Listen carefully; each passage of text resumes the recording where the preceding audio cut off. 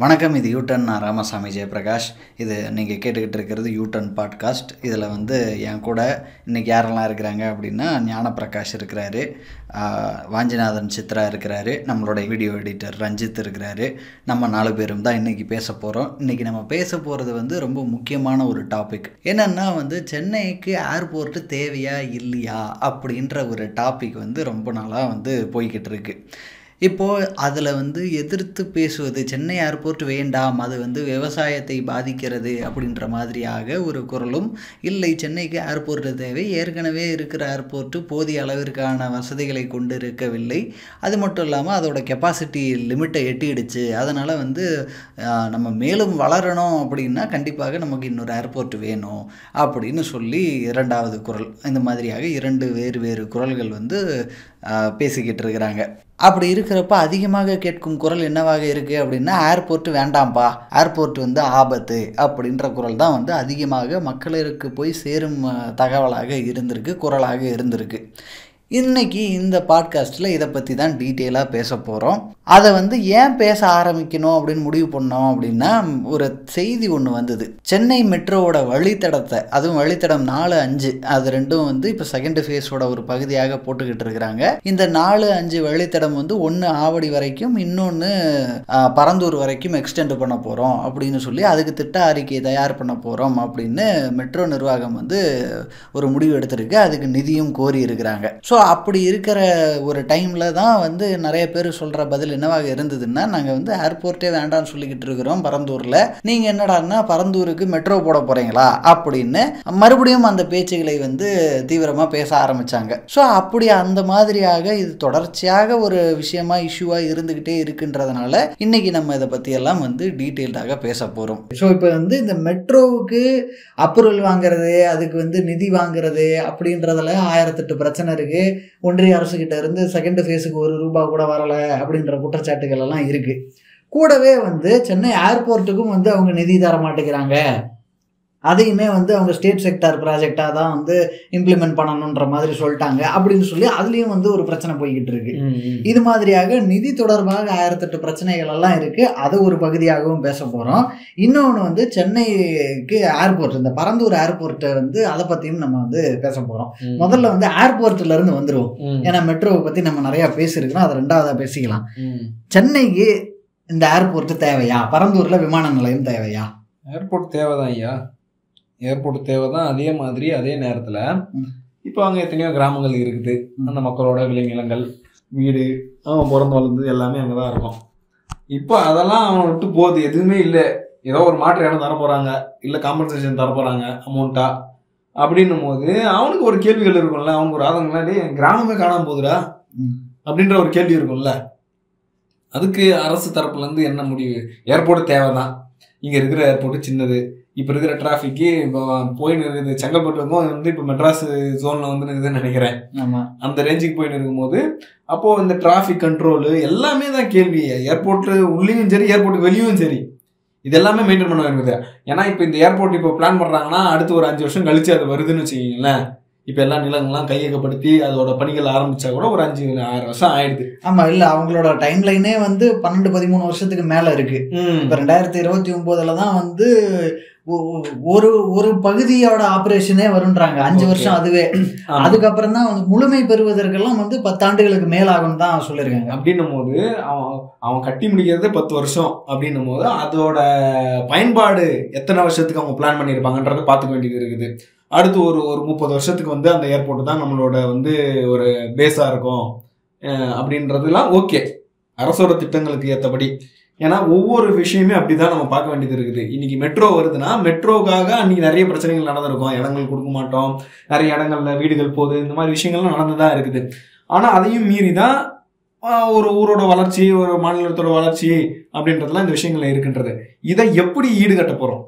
ஏன்னா இந்த விஷயங்களுக்கு எதிரான ஒரு அறிக்கைகள்லாம் முன்னாடியே நம்ம இது ஆரம்பத்திலே ஆர்டிக்கல்லாம் பண்ணியிருக்கிறோம். இந்த பரந்தூர் விமான நிலையத்துக்கு ஏவாவேலு ப்ரெஸ் மீட் கொடுக்கும்போது ஆனவனா எல்லாரும் பச்சை துண்டு போட்டுன்னு போராட வந்துடுறாங்க அப்படின்னு ஒரு ஸ்டேட்மெண்ட் போட்டோம்னு சொன்னோன்னா அது பெரிய ஒரு விவாதத்துக்கு உள்ளாகுது. அப்போது இந்த விஷயத்தில் அரசு என்ன முடிவு எடுக்குது? அந்த மக்கள் அவனோட கிராமம் போயிடுது, என் நிலம் போயிடுது, என் விவசாய நிலம் போயிடுது, வீடு போயிடுது, எல்லாமே போயிடுது அப்படின்னும் போது இதுக்கு என்ன தீர்வு? இல்லை, இப்போ அதுக்கு தீர்வு என்ன அப்படின்னா, அந்த கேள்வி வந்து அப்போ யாருமே பாதிக்கப்படாமல் ஒரு ஏர்போர்ட்டை கட்டணுமா? இப்போ வந்து கேள்வி என்னன்னா, ஆமாங்க, அப்படிதாங்க பண்ணணும். இப்போ ஒரு டிஸ்பிளேஸ்மெண்ட் அப்படிங்கிறது சாதாரண விஷயம் இல்லையே. சரி, ஒருத்தருடைய வாழ்வியல அவங்க வாழற இடத்த அப்படியே பெயர்த்து வேற ஒரு இடத்துல கொண்டு போய் வைக்கிறீங்க அப்படிங்கிறது ஒன்றும் சாதாரண விஷயமே கிடையாது. அப்போ வந்து அதுக்கு அட்மோஸ்ட் கேர் நம்ம பார்க்க வேண்டியது கவர்மெண்ட்டுடைய ரெஸ்பான்சிபிலிட்டி. இல்லை, அட்மோஸ்ட் கேரு அந்த டிஸ்பிளேஸ்மெண்ட்டை பண்ணிடலாமா? அது ரெண்டு ஆப்ஷன் ஐயா. ஒன்று வந்து எந்த டிஸ்பிளேஸ்மெண்ட்டுமே நடக்கக்கூடாது அப்படின்றது ஆப்ஷன் 1. ரெண்டாவது ஆப்ஷன், டிஸ்பிளேஸ்மெண்ட் நடக்கலாம் பட் வித் அட்மோஸ்ட் கேர். நீங்க சொல்றது ரெண்டாம் ரகமா? நான் என்ன சொல்றேன்னா, இப்போ நான் சொல்றது வந்து டிஸ்பிளேஸ்மெண்ட் வித் அட்மோஸ்ட் கேர் அப்படிங்கிறது ஓகே. இல்ல நம்ம வந்து டெவலப்மெண்ட்டே இருக்கக்கூடாது அப்படின்னு சொல்ல முடியாது. டெவலப்மெண்ட் இல்லைன்னு நீங்க சொல்ல போறதில்ல, அது கரெக்ட் தான். அதனாலதான் வந்து நம்ம அதை வரோம். ரெண்டு ஆப்ஷன் தான் ஐயா. ஒன்னு டிஸ்பிளேஸ்மெண்ட்டே கூடாது, டிஸ்பிளேஸ்மெண்ட்டே இல்லாம பண்ண முடிஞ்சா பண்ணு, அது first option. Second option, displays பண்ணிக்கோ, கொஞ்சம் பார்த்து கவனமா பண்ணுங்க, அவ்வளவுதான். இப்ப ரெண்டுல எது? அது ஆப்ஷன் ஏவா பியா? Displacement is a very very sensitive issue. இப்போ அந்த இடத்துக்கு ஏர்போர்ட் தேவையா, அந்த இடத்துலதான் அதை செய்யணுமா அப்படிங்கிற அந்த வெயிட் இருக்குல்ல, அதுக்கும் இங்க இருக்கிற மக்களை டிஸ்பிளேஸ் பண்ணணும் அப்படிங்கிற அந்த சீரியஸ்னஸ், அந்த ரெண்டு வெயிட்டும் வந்து ஈக்குவலா இருக்கா அப்படிங்கறத பார்க்கணும். கண்டிப்பா இங்கதான் பண்ணி ஆகணும், இந்த மக்களை இங்க டிஸ்பிளேஸ் பண்ணி தான் ஆகணும், இந்த இடத்துலதான் வந்தாகணும், இந்த மக்கள் வாழற அளவுக்கு இது இங்க வர்றது ரொம்ப முக்கியமான விஷயம் அப்படிங்கிற மாதிரியான ஒரு சிச்சுவேஷன் இருக்கா அப்படிங்கிறத ஆய்வு செய்ய வேண்டியது ரொம்ப ரொம்ப முக்கியமான விஷயம். இதை முடிச்சிடறேன். அடுத்து வந்து டிஸ்பிளேஸ்மெண்ட் வித், அப்படியே அந்த டிஸ்பிளேஸ்மெண்ட் நடக்கலாம் அப்படின்னாலும் டிஸ்பிளேஸ்மெண்ட் வித் அட்மோஸ்ட் கேர் நடந்தா ரொம்ப நல்லது. ஆனா in practice displacement with utmost care நடக்கிறதே கிடையாது. அதோட முக்கியமான விஷயம், இந்த வெயிட்டேஜ் இருக்கு இல்லையா, இப்ப நான் சொன்னேன் இல்லையா, அந்த மக்களை அங்க டிஸ்பிளேஸ் பண்ணக்கூடிய அளவுக்கு அந்த இடத்துல அந்த ஏர்போர்ட் வர்றது முக்கியமான விஷயமான்றது, இதை நம்ம என்ன அளவுகோல்ல அளவிடுறோம் அப்படிங்கிறதும் ஒரு முக்கியமான கேள்வியா இருக்குது. ஸோ அதுவும் வந்து அரசாங்கம் தன்னுடைய போக்குக்கு தனக்கு எது சரின்னு போடுதோ அந்த வகையில நாங்க செஞ்சுட்டு போயிடுவோம் அப்படிங்கிற லெவல்ல இருக்கு. If it is very essential, இன்றியமையாத ஒரு விஷயமா இருக்குன்னா well and fair, good. But அந்த மாதிரியான ஒரு நம்பகத்தன்மை வரமாட்டேங்குது இந்த மாதிரி டெவலப்மெண்ட் ப்ராஜெக்ட் அண்ட் டிஸ்பிளேஸ்மெண்ட் வரும்போது. ரெக்கார்டு பாஸ்ட் ஹிஸ்டரி எப்படி இருக்கு? இல்ல பாஸ்ட் ஹிஸ்டரி அதெல்லாம் இல்ல, உடைச்சு சொல்லிருங்க. இது வந்து தேவையா தேவையில்லையா, அதுக்கப்புறம் நீங்க சொல்லுங்க. இப்போ ஏன்னா இப்போ நீங்க சொல்றப்ப எனக்கு எந்த மாதிரியாக கன்வே ஆகுதுன்னா, பொதுப்படையாக சொல்ற மாதிரி இருக்கு. வேணும்னு சொன்ன மாதிரியும் இல்லை, வேணான்னு சொன்ன மாதிரியும் இல்லை. வேணும்னு சொல்லிட்டு காரணங்கள் இவையெல்லாம், வேணாம்னு சொல்லிட்டு காரணங்கள் இவையெல்லாம். ஆன்சர் வந்து பைனரியாவே இருக்க முடியாதுங்க எல்லாத்துக்குமே. அப்போ ஆமா, ஒரு நிமிஷம், சாரி, பைனரியா இருக்க முடியாதுதான். அப்போ வந்து 3ஆ வச்சுப்போம். கண்டிப்பா வேணும், காரணம் இவையெல்லாம் தான். கண்டிப்பா வேணாம், காரணம் இவையெல்லாம் தான். அது வேணும்னு சொல்றாங்க, வேணாம்னு சொல்றாங்க, அதை பத்தி சரியான எனக்கு வந்து போதுமான அளவுக்கு ஒப்பீனியன் இல்லை. I tell after some time. 3 option தான் இருக்க முடியும். இல்ல, நான் என்ன சொல்றேன், இந்த டிஸ்பிளேஸ்மெண்ட் அப்படிங்கிற விஷயம் இருக்கு இல்லையா, அதை பண்ணலாங்கய்யா, பண்ணலாம், ஓகேவா? அதுலதான் நான் வந்துட்டு டிஸ்பிளேஸ்மெண்ட்டே நடக்கவே கூடாதுன்னு சொல்ல வரல. டிஸ்பிளேஸ்மெண்ட் நடக்கிறது வந்து ரொம்ப சென்சிட்டிவான இஷ்யூ. அதை நடத்துற அளவுக்கு அங்க வந்து அந்த ப்ராஜெக்ட் இம்ப்ளிமெண்ட் பண்றது, அதுவும் அந்த குறிப்பிட்ட அந்த இடத்துல பண்றது அவ்வளவு அவசியமா, அதை ஆய்வு செய்ய வேண்டியது அவசியம் அப்படிங்கறதா முதல் விஷயம். அல்ல, ஆய்வு செஞ்சுட்டு தான் அது வந்து நல்லா கையகப்படுத்துற அளவுக்கே போயிருக்கு. இல்லன்னா அவ்வளவு தூரம் போயிருக்காது இல்லையா? அந்த வெயிட்டேஜ் ஒழுங்கா மெஷர் பண்றாங்களா அப்படிங்கிறது தானே கேள்வியா இருக்கு. தமிழ்நாட்டுக்கு அவ்வளவு பெரிய, சென்னைக்கு குறிப்பாக அந்த ஏர்போர்ட் தேவையா இல்லையான்றது முதல் கேள்வி. இப்ப தமிழ்நாட்டுக்கு சென்னைக்கு ஏர்போர்ட், பெரிய ஏர்போர்ட் இல்லை. அதுவும் குறிப்பாக இன்னைக்கு தேதிக்கு இருக்கிற பெரிய பெரிய விமானங்கள் வந்து தரையிறங்குவதற்கு சென்னை விமான நிலையத்தில் போதுமான அளவுக்கு ரன்வே லென்த்தும் இல்ல, விட்த்தும் இல்ல அப்படின்றது முதல் பிரச்சனை. ரெண்டாவது பிரச்சனை, இப்ப இருக்கிற எக்ஸிஸ்டிங் ஏர்போர்ட்ல நம்பர் ஆஃப் ஃபிளைட்ஸ் வந்து ஆபரேட்டபிள் இன் 1 hour, 1 மணி நேரத்தில் எத்தனை ஃபிளைட்டை ஆபரேட் பண்ணிட முடியும், இன்க்ளூடிங் லேண்டிங் அண்ட் டிபார்ச்சர் அப்படின்னு பார்த்தா அது வந்து ரொம்ப குறுகிய அளவுக்கு தான் இருக்கு. வெரி ஸ்மால் நம்பர் தான் இருக்குது கம்பேர்டு டு ஹைதராபாதோ அல்லது பெங்களூரோ இல்ல மும்பையோ அல்லது டெல்லியோ. இன்னும் சொல்ல போனா வந்து ஒரு 3ஆவது அல்லது 4ஆவது இடத்துல இருந்த சென்னையோட ஏர் டிராபிக் வந்து இன்னைக்கு 7ஆவது 8ஆவது இடத்துக்கு போயிடுச்சு. ஏன்னா அந்த அளவுக்கான அதிக டிராஃபிக் வந்து மற்ற ஏர்போர்ட்ஸ் எல்லாம் ஹேண்டில் பண்ணுது. பெரிய அளவுக்கு மற்ற ஏர்போர்ட்ஸ் வந்து இவால்வ் ஆகி போயிருக்கு. சென்னை ஏர்போர்ட் ஸ்டாக்னண்ட்டாக இருக்கு. அதனால எவ்வளவு ஃப்ளைட்ஸை நம்மளால வந்து ஹேண்டில் பண்ண முடியுன்ற லிமிட்டுமே வந்து கம்மியாக இருக்கு. இது ரெண்டாவது. மூணாவதா இன்னொரு பாயிண்ட் இருக்கு. என்னன்னா Chennai airport it is reaching it's full capacity. இதுக்கு மேல ஃபிளைட் வேணும்னு கொண்டு வந்தாலும் ஃபிளைட்டை நிறுத்த முடியல, ஃபிளைட் வராது. அப்படின்றப்போ வந்து ஃபிளைட் அங்க ஆப்ரேட் பண்ண முடியாதுன்றப்போ அது வந்து ஒரு பாதகமான விஷயமா இருக்குது. அப்படின்னா புதுசா ஒரு ஏர்போர்ட் தேவைப்படுது. இப்போ வந்து நம்ம லேனே அப்படித்தானே, முதல்ல 2 ரோடு தான் இருந்தது, நடுவில் டிவைடர் கூட கிடையாது. போகிறதுக்கு ஒரு லேன், வர்றதுக்கு ஒரு லேன், 2 லேன் தான். டிராஃபிக் அதிகமாகுதுன்றப்போ 4 லேன், அப்புறம் 6 லேன், இப்போ 8 லேன் எல்லாம் வந்துருச்சு. ஸோ அது மாதிரி ஏர் டிராஃபிக்குக்கும் அதே லாஜிக் தான். அப்படி இருக்கிறப்போ வந்து இந்த காரணங்களாலெல்லாம் தான் வந்து பெரிய ஏர்போர்ட் வேணும். இப்போ பெரிய ஏர்போர்ட்டு வேணுன்றப்போ வந்து அதோட அளவு எவ்வளவாக இருக்கணும் அப்படின்ற கேள்வி வருது. இப்போ வந்து இவ்வளவு பெரிய, இப்போ நிறைய பேர் வந்து என்ன இதை வந்து சொல்கிறாங்கன்னா 5000 ஏர்போர்ட்டில் தான் உங்களுக்கு ஏர்போர்ட் வேணும், சாரி 5000 ஏக்கரில் தான் உங்களுக்கு ஏர்போர்ட் வேணுமா, ஏன் ஒரு கம்மியான ஏக்கர்லலாம் பண்ணக்கூடாதா? அதே மாதிரி சென்னைக்கு தான் ஆல்ரெடி ஏர்போர்ட் இருக்குது. சென்னைக்கு ஏர்போர்ட் இருக்கிறப்ப எதுக்கு இன்னொரு வாட்டி நீங்க மறுபடியும் ஏர்போர்ட் கட்டுறீங்க?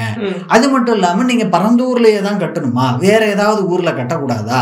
ஏன் இப்போ வந்து கரூர் பக்கம் எல்லாம் வந்து எவ்வளவோ ஏக்கர் தரிசு நிலமெல்லாம் இருக்குது, அல்லது அந்த மாதிரி கரூர் பக்கமோ இல்ல தமிழ்நாட்டில் எவ்வளவோ இடத்துல வந்து இடமெல்லாம் இருக்கு, காலி இடம், அங்க எல்லாம் நீங்க கட்டியிருக்கலாமே, ஏன் நீங்க வந்து பரந்தூர்லயே தான் கட்டணும்னு சொல்றீங்க அப்படின்னு சொல்லி எல்லாம் வந்து நிறைய கேள்விகள் இது மாதிரி எல்லாம் கேட்கப்பட்டுக்கிட்டு இருக்குது. ஸோ இப்போ வந்து முதல் விஷயம் என்னன்னா சென்னைக்கு ஏர்போர்ட் வேணும் அப்படின்றதுனால தான் சென்னைக்கு எங்க கட்ட முடியும். சென்னைக்கு கட்ட முடியும்னா ஏற்கனவே ஒரு ஏர்போர்ட் இருக்குது, அங்கே லிமிடெட் ஸ்பேஸ் தான் இருக்குது, அங்கே வந்து அப்படியே இடிச்சுட்டு அந்த இடத்துலையே கட்டிட முடியுமா அப்படின்னா அப்போ கட்டி முடிக்கிற வரைக்கும் எந்த பிளேனுமே வர முடியாது. அப்போ சென்னைக்கு ஏர்போர்ட் இல்லைன்னு ஆகிடும் ஃபார் த கன்ஸ்ட்ரக்ஷன் டியூரேஷனுக்கு. ஸோ அப்படின்றப்ப அது பண்ண முடியாது. இன்னொன்று ஆல்ரெடி அங்கே ஸ்பேஸ் கன்ஸ்ட்ரெயின்ட், அங்க குறுகிய அளவுக்கு தான் இடம் இருக்கு. அப்படின்றப்ப இருக்கிற இடத்துல கட்ட முடியாது, இன்னொரு இடத்துல கட்டணும். இன்னொரு இடத்துல சென்னைக்கு பக்கமா இருக்கணும் அப்படின்றப்ப அந்த இடம் எந்த இடம்? நான் என்ன சொல்றேன், இன்னும் அதாவது சென்னை ஏர்போர்ட் பத்தல, சென்னை ஏர்போர்ட்டுக்கு எக்ஸ்ட்ரா ஒரு ஏர்போர்ட் வேணும் அப்படிங்கிற வாதம் வந்து சரி. எக்ஸ்ட்ரா ஏர்போர்ட் இல்லை. இப்போ என்னன்னா இது வந்து சென்னையோட மெயின் ஏர்போர்ட்டா அது மாறிடும். இப்போ பெங்களூருக்குமே அப்படிதான். பெங்களூர்ல வந்து முன்னாடி HAL ஏர்போர்ட் தான். HAL ஏர்போர்ட் தான் வந்து பெரிய டெர்மினல்.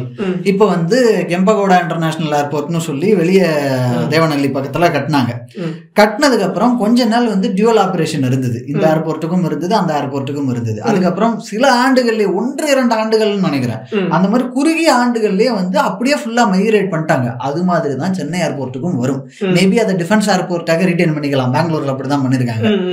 அது மாதிரி இந்த சென்னை ஏர்போர்ட் வந்து அந்த மாதிரி ரீட்டைன் பண்ணிப்பாங்களே தவிர ஃபுல் டிராஃபிக் வந்து அங்க மாறிடும்.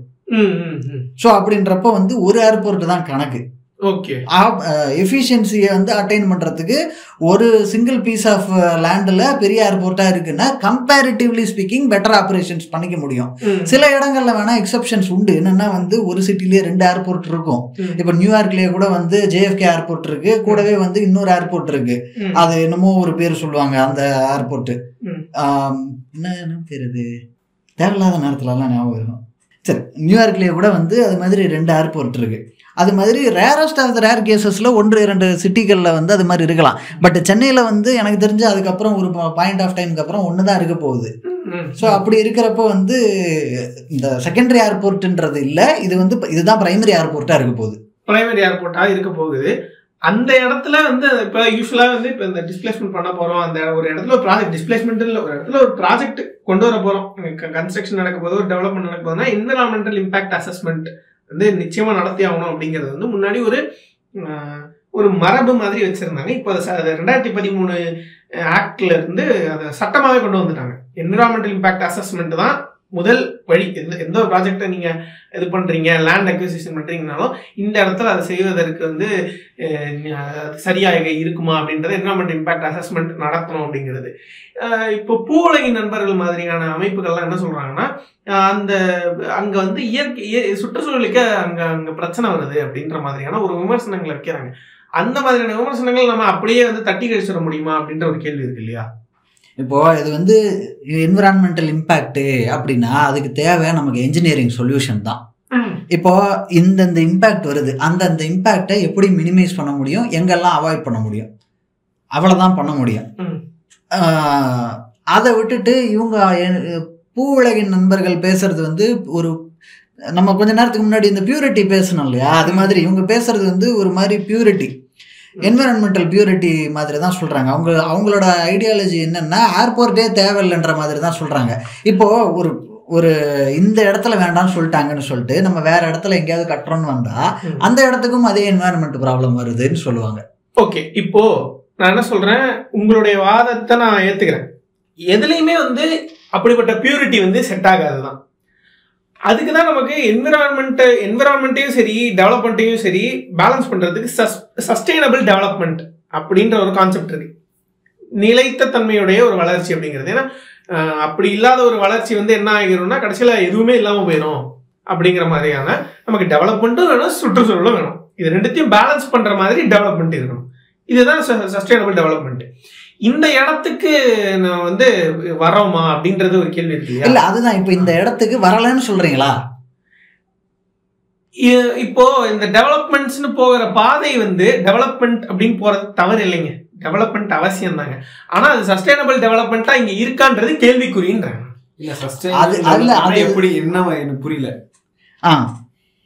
சஸ்டைனபிள் டெவலப்மெண்ட்னா இப்போ இப்போ ஐயா சொன்னார் இல்லையா, இப்போ வந்து பூ உலகின் நண்பர்கள் பேசுறது வந்து ஒரு பியூரிட்டி, அதாவது டெவலப்மெண்ட் எங்க இருந்தாலும் டெவலப்மெண்ட்லாம் வேணாம், எனக்கு சுற்றுச்சூழல் தான் அவசியம் அப்படிங்கிறது ஒரு எக்ஸ்ட்ரீம் கருத்து இல்லையா.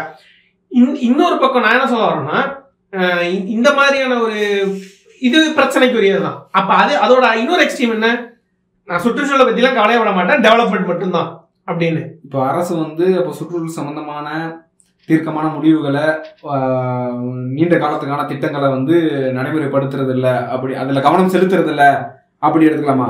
அந்த மாதிரியான ஒரு கேள்வி வரதானே செய்யுது. சஸ்டெயின் வருதையா, அது வந்து நார்மல் ஆடியன்ஸுக்கு கேள்வி வந்துருச்சு. அந்த கேள்விக்கான பதில் என்ன? சஸ்டைனபிள் டெவலப்மெண்ட் நோக்கி நம்ம எங்க போகிறோம்? அப்போ மெட்ரோ ப்ராஜெக்ட்லாம் எந்த மாதிரியான ஒரு ப்ராஜெக்ட்? இல்ல சூப்பர் கேள்வி. அது காரணம் என்னன்னா, அது டிஸ்பிளேஸ் பண்ண நபர்களை விட இது டிஸ்பிளேஸ் பண்ண போகும் நபர்கள் வந்து குறைவு. ஓ அப்படியா? ஆமா. அது மட்டும் இல்லாம எனக்கு மெட்ரோல இந்த தருணத்துல இந்த ஒரு சென்னையில எங்க போனாலும் இருக்கிற ஒரு இடத்துல நான் ஈஸியா போயிட்டு வந்துடுறேன். நிறைய விஷயம் மெட்ரோ கூட கம்பேர் பண்ணி பேசணும் அப்படின்னா நிறைய விஷயம் பேசலாம். இது வந்து பண்ண போற விஷயம் ஒண்ணு கேட்கிற கேள்வி ஓகே, ஆனா நம்ம ஆல்ரெடி பண்ணிருக்கோம். அப்போ அது கூட கம்பேரிட்டிவ் நம்ம பார்க்கணும். இல்ல அது கரெக்ட் தான். அதான் பெரிய ஒரு திட்டம் மெட்ரோ திட்டம் அப்படின்றது வந்து இன்னைக்கு ஒரு 2 லைன்ல போதா, அந்த இதுக்காக நம்ம டனல் உள்ள போட்டதாகட்டும், இல்லை மேலே ஃப்ளைஓவரில் போட்டதாகட்டும், இதுக்காக ஒவ்வொரு ஸ்டேஷனும் ஏசி ஆகட்டும். இப்போ ஏசினால அதிகமான கார்பன் டை ஆக்சைடு வெளியே வருது, அதனால ஓசோன் பாதிக்கப்படுறது அப்படின்ற விஷயங்கள், அதுக்காக நிறைய மாற்றங்கள்லாம் இன்னைக்கு ஏசியில் கொண்டு வந்திருக்கிறாங்கன்னு வச்சுங்களேன். நம்ம பேசணும்னா நிறைய பேசிட்டே இருக்கலாம். எனக்கு தெரிஞ்சு வந்து கவர்மெண்ட் வந்து எல்லா தரப்புலையுமே வேலைகளை முன்னெடுத்துருக்காங்க அப்படின்னா. ஏன்னா இன்னைக்கு ஒரு மேட்டர் பார்த்தோம்னா, முத்தமிழ் முருகனுக்கு ஏதோ ஒரு விழா அப்படின்ட்டு அப்படி சொல்லிட்டு இருந்தாங்க. ஏன்னா ஏற்கனவே வந்து முருகர் தமிழ் கடவுள் அப்படின்ட்டு ஒரு இந்து அறத்துறை ஒரு டிபார்ட்மெண்ட் இருக்காங்க. அவங்க ஏதோ ஒரு ஒர்க்கு முருகர் சம்பந்தமா ஏதோ ஒரு விழா எடுக்கிறாங்க, ஏதோ ஒரு சஷ்டி விரதம், கந்த சஷ்டி, தைப்பூச திருவிழா ஏதோ ஒன்று எடுக்கிறாங்க, அது ஓகே. ஆனா அதை வந்து ஒரு மொழி உணர்வுல கம்பேர் பண்ணி முத்தமிழ் முருகர் விழா அப்படின்ற மாதிரி பேசும்போது எதுக்கு இது மாதிரி பண்ணணும்? இப்ப அடுத்து அவங்க வரான், பிஜேபி காரன் வரான், ஆனா ராமருக்கு கோயில் கட்டுறான், அது கட்டுறான் அப்படின்றது இந்து அறநிலையத்துறை மூலமாவே எடுப்பான்ல, இல்ல வேற ஏதோ ஒரு அரசு நிறுவனம் மூலியமா எடுப்பாங்க அப்படின்றது. இந்த மாதிரி தமிழையும் முருகனையும் ஈக்குவேட் பண்ணி இன்னமும் நம்ம வந்து பேசுறோம் அப்படின்னா, அப்போ ஒருத்தன் தமிழனா இருக்கணும்னா அவன் இந்துவா இருக்கணுமான்ற கேள்வி வந்துருது. சூப்பர், நல்ல ஒரு பாயிண்ட். அப்போ அரசு நிறைய விஷயங்கள்ல வந்து வேலை செஞ்சுட்டே இருக்கிறாங்க, அது அவங்களுக்கு பிடிக்குது பிடிக்கல அப்படின்றதுக்கு தாண்டி. இப்போ இன்னைக்கு வரைக்கும் விவசாயம் சம்பந்தப்பட்ட விஷயங்களுக்கு வந்து மின்மானியம் வந்து வழங்கப்பட்டு தான் இருக்குது. ஒரு குறிப்பிட்ட அமௌண்ட் வந்து ஈபில அதுக்குன்னே பெரும் தொகையை வந்து அரசு வந்து செலவு பண்ணுது, ஈபியோட விவசாயத்துக்கு மின்மானியம் கொடுக்கறது அப்படின்றது. இது இல்லாம நிறைய இயற்கை விவசாயத்தை ஊக்குவிக்கிறதுக்கு, மாடி தோட்டங்களை ஊக்குவிக்கிறதுக்கு அப்படின்னு அங்கங்க சின்ன சின்னதா ஏதோ ஒரு திட்டங்களை வந்து கொடுத்துட்டு இருக்க மாதிரி தான் தெரியுது. ஒரே அடியா இப்போ சப்போஸ் இப்போ பூல சொல்றாங்க ஒரே அடியா வந்து அதை ஒமிட் பண்ணிட்டு முழுக்க எங்களுக்கு வந்து இந்த மாதிரி டெக்னாலஜி சம்பந்தமான வளர்ச்சி மட்டும் தான் தேவை அப்படின்லாம் பாக்குறாங்களா அப்படின்றது வந்து ஒரு கேள்வி அரசு. இன்னொன்று விவசாய நிலங்கள்லாம் இன்னொரு கொஞ்ச நாளைக்கு முன்னாடி நம்ம பார்த்துருப்போம், ஞாபகம் விவசாய நிலங்கள்லாம் கம்மியாயிடுச்சு அப்படின்னு ஒரு நெரேட்டிவ் இந்த பரந்தூர் மேட்டர் வரும்போதே தான் இதுவும். ஏன்னா அங்க நிறைய விவசாய நிலங்கள் இருக்குது, நீங்க விவசாய நிலங்கள் ஏற்கனவே குறைஞ்சிட்டு வந்து நீ குறைக்கிறீ அப்படின்ட்டு அந்த மாதிரியான ஒரு வாதத்துக்கு இல்ல. இப்போ நீங்க ஐயா நீங்க மட்டுமே விவாதம் கிடையாது, நான் ஒரே பார்த்தது. புரியுது. அப்போ ஒட்டி நம்ம வந்து விவசாய நிலங்கள் கம்மியாயிடுச்சா அப்படின்னு தேடி பாக்குறோம். விவசாய நிலங்கள் குறைஞ்சிருக்குது, ஆனா உற்பத்தி என்னவா இருக்குது? ஆமா, ஏன்னா இல்ல விவசாய நிலம் வந்து குறைஞ்சிருக்குதான்னா ஷார்ட் டேர்ம்ல பிளக்சுவேஷன் இருந்ததே தவிர 50 ஆண்டுகள் 60 ஆண்டுகள் அப்படின்னு அவ்வளவு வேணாங்க. 20 ஆண்டுகள்னு பார்த்தா கூட விவசாய நிலம் வந்து ஓவரால் கல்டிவேட்டட் ஏரியா அதிகரிச்சிருக்கு. சும்மா நீங்க குறிப்பிட்டு பரந்தூர்ல இப்போ ஒரு கொஞ்சம் வருஷம் கழிச்சு பரந்தூர்ல வந்து விமான நிலையம் அமைக்கிறதுக்கு முன்னாடி 2023 வந்து எவ்வளவு நிலங்கள் விவசாய நிலமா இருந்தது பரந்தூர் இருக்கிற அந்த மாவட்டத்துல. இப்ப 2030 வந்ததுன்னு வச்சுக்கோங்களேன், அவங்க இடத்தெல்லாம் வந்து கையகப்படுத்தினதுக்கு அப்புறமா அப்போ நம்ம பார்த்தோம்னா விவசாய நிலம் குறைஞ்சிருக்கும். ஒரே வருஷம் பாத்தீங்கன்னா 5 வருஷத்துல 50% வந்து குறைஞ்சிருச்சு, 5 வருஷத்துல 30% குறைஞ்சிருச்சுன்றத ஹைப் ஏத்தலாம்.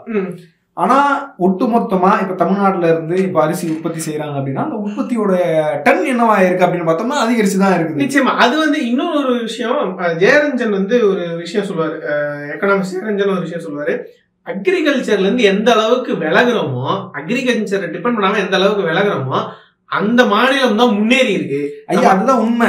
அது நிறைய பேர் வந்து விவசாய நிலம் போகுதே, விவசாயம் அழிகிறதே அப்படிங்கிற மாதிரியான விஷயத்துக்காக சொல்லல. இந்த இல்ல நான் சொல்லல, அட்லீஸ்ட் நான் சொல்லல, இந்த வந்து நம்ம டெவலப்மெண்ட் அப்படின்ற பேர்ல சுற்றுச்சூழல் அழிச்சிடக்கூடாதுன்னு. அது ஒரு கன்சர்ன்.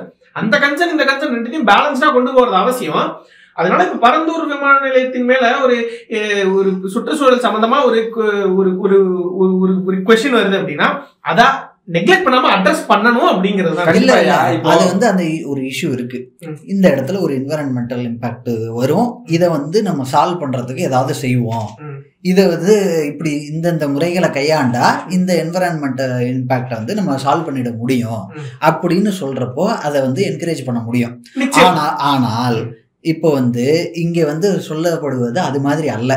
இங்க வந்து சொல்லப்படுவது சென்னைக்கு இந்த ஏர்போர்ட்டே தேவையில்லை, பரந்தூர்ல விமான நிலையம் கூடாது அப்படின்னு மட்டுமே வந்து பிளாங்கெட் ஸ்டேட்மெண்ட் கொடுக்கறப்பதான் வந்து பிரச்சனை வருது.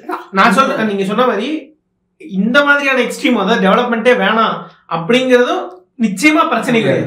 அதேதான் நான் சொல்றேன், இந்த என்விரான்மெண்டோட கான்சிக்வன்சஸ் நம்ம கவனிக்காமலும் விட்டுறக்கூடாது அப்படிங்கறத நம்ம அட்ரஸ் பண்ணணும். உதாரணத்துக்கு இப்போ வந்து சாரி இப்ப அப்படி வந்து நம்ம பேசுறோம் அப்படின்னா என்ன இம்பாக்ட்னு கான்கிரீட்டா சொல்ல தெரியணும். இப்ப அந்த மாதிரி கான்கிரீட்டாக இது வரைக்கும் யாருமே வந்து சொல்லல. ஏன்னா அதை சொல்லி இருந்தா பிரச்சனை இல்லை. இப்போ வந்து என்னன்னா இப்ப நான் உங்ககிட்ட கேட்கறப்பவுமே இது அதுதான் நான் கேட்டேன், இப்ப வேணும்னு சொல்றீங்களா வேண்டாம்னு சொல்றீங்களான்ட்டு. இப்ப எப்படின்னா வந்து நம்ம ரெண்டு சைடையும் பேலன்ஸ் பண்ணி போகிற கேள்வி இது கிடையாது. கேள்வி என்னன்னா பரந்தூர்ல விமான நிலையம் கட்ட போறோம், கட்டலாமா வேணாமா, எஸ் ஆர் நோ. அதுக்கப்புறம் நம்ம மற்ற விஷயத்த பேசுவோம். Yes we have to construct, no we should not construct. எஸ்னா அதுல இம்பாக்ட் இருக்கா இல்லையா அப்படின்றப்ப அதுக்கு கீழே இருக்கிறதெல்லாம் நம்ம அந்த துணை கேள்விகளுக்கெல்லாம் வந்து அப்ப போலாம். இப்போ ஃபர்ஸ்ட் கேள்விக்கே இன்னும் பதில் வரலன்ற இப்போ வந்து ஏன்னா இப்போ இன்னொரு வாட்டி அது ஃபார் கிளாரிட்டி பர்பஸ் இப்போ வந்து the question is பரந்தூர் விமான நிலையத்தில் ஏர்போர்ட் வேணுமா, ஆப்ஷன் எஸ் வந்துருச்சு. ஆப்ஷன் எஸ் வந்ததுக்கு அப்புறம் பரந்தூரில் விமான நிலையம் கட்ட போகிறோம்.